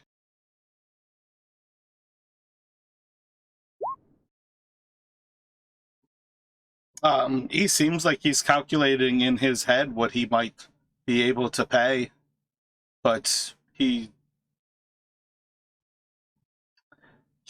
on the level of he knows the East Haven ferry and the prices that he pays, rather than contemplating like what might happen if you ever bring alcohol to him, let alone the price that you might then ask once it's there. Okay, I'm gonna once again touch the skull and say, Father, perhaps you can help us to a solution. And then I just want to do guidance on myself once more, and then I'm gonna try to persuade him once more. Perhaps Rourke, you could just agree to pay us the price or the difference of what you would normally pay the ferry, it is all the same to you, costs you nothing extra. You still make the same profits. Your business is back in shape. We charge you no premium, and neither one of us is between a rock and a hard place.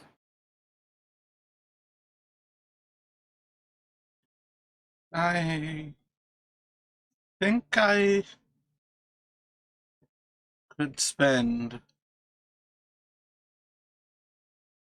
15, maybe 16 gold a kick. And how much would they charge us for these kegs?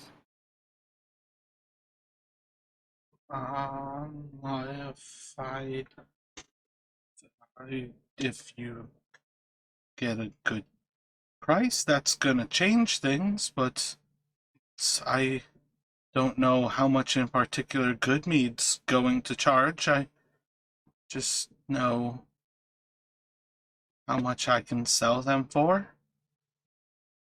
You buy and sell alcohol for a living. How could you not have a general idea of what your supplier charges for their stock, pre-shipping and handling?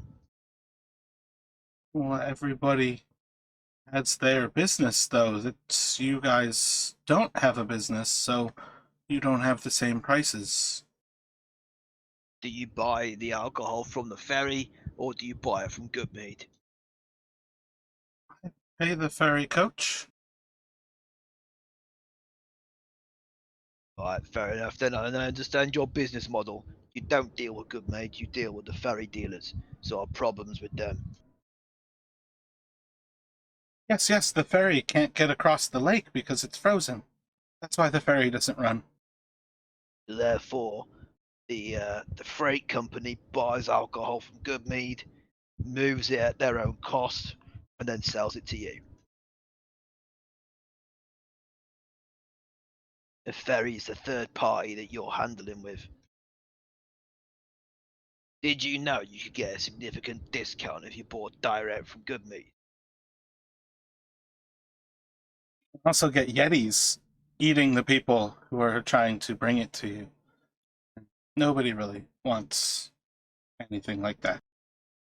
I'm not saying don't use the boat. I'm saying you buy direct from the source, and then you pay for shipping and land. It doesn't matter.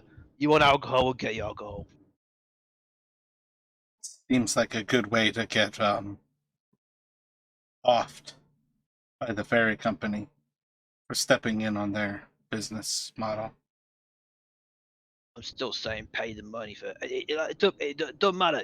Doesn't matter. You're obviously not interested in some business information, so we'll just give you what you need: booze that you can sell, and then you can be happy and make people in this town happy by giving them booze. So, what do we say to the plan of going to the place, getting booze, and making them put skis on the boat?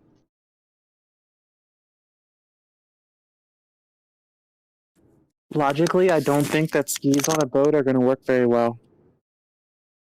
Stick ice, it'll work fine. Depends on the size of the boat. But alternatively, they could just make their own sleighs. We could probably go by dog sled. Yeah, but then they'd need dogs. I'm thinking it'd be hand pulled. Or they use sails, and then it's wind powered sleds. Seems as if we are spending quite a bit of effort and time trying to solve a problem that is not ours and does not necessarily want to be solved. So perhaps we should just proceed somewhere else. I couldn't agree more.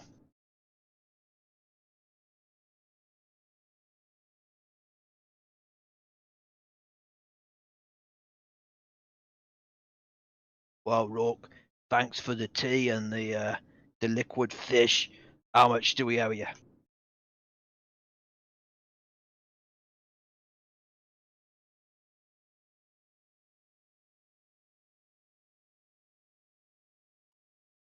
Uh,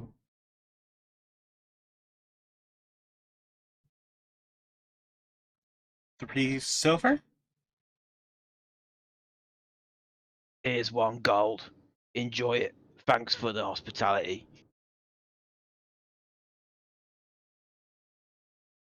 You were haranguing me about the prices? You're gonna pay me a gold for that? Yep, don't question my logic. I'm a good person, but I play by my own rules. Some would Don't describe me question. as good chaotic.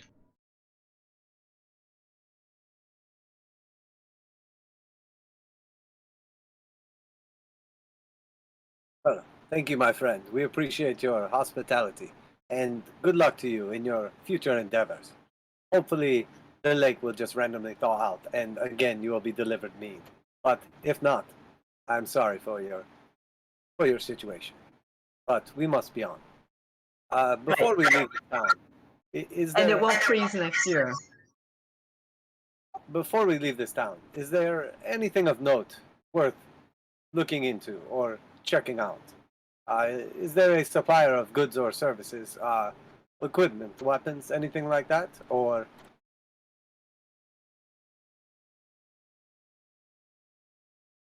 Used to be a ferry, but it froze over and it doesn't run anymore. really, perhaps you could tell us more about this fair. We fucking know. Are you serious? Jesus. We're just a small town. Speaker's ill. You could go see him at the Caer and see. Oh, you didn't see him at the Caer. So yeah, that's Speaker's ill. We've got a ferry that's frozen in ice. Things are looking up. What could go wrong?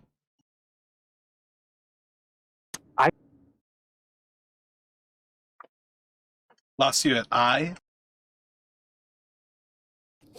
I said I can shape water. I could probably make a hole for the ferry. It's a pretty big ferry, and again, it's kind of Auril freezing us over. So a lot of people might not be happy if you go against her desires.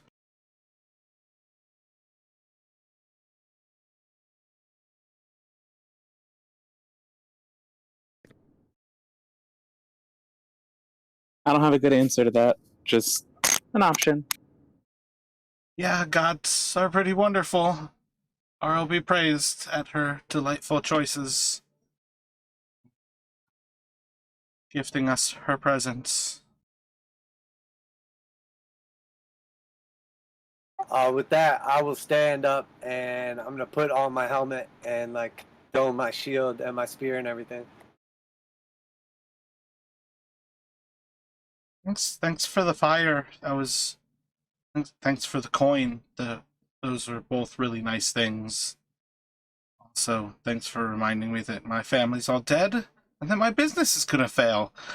I'm not sure meeting you all was good, but if you care for tea again, I'd love to sell it to you.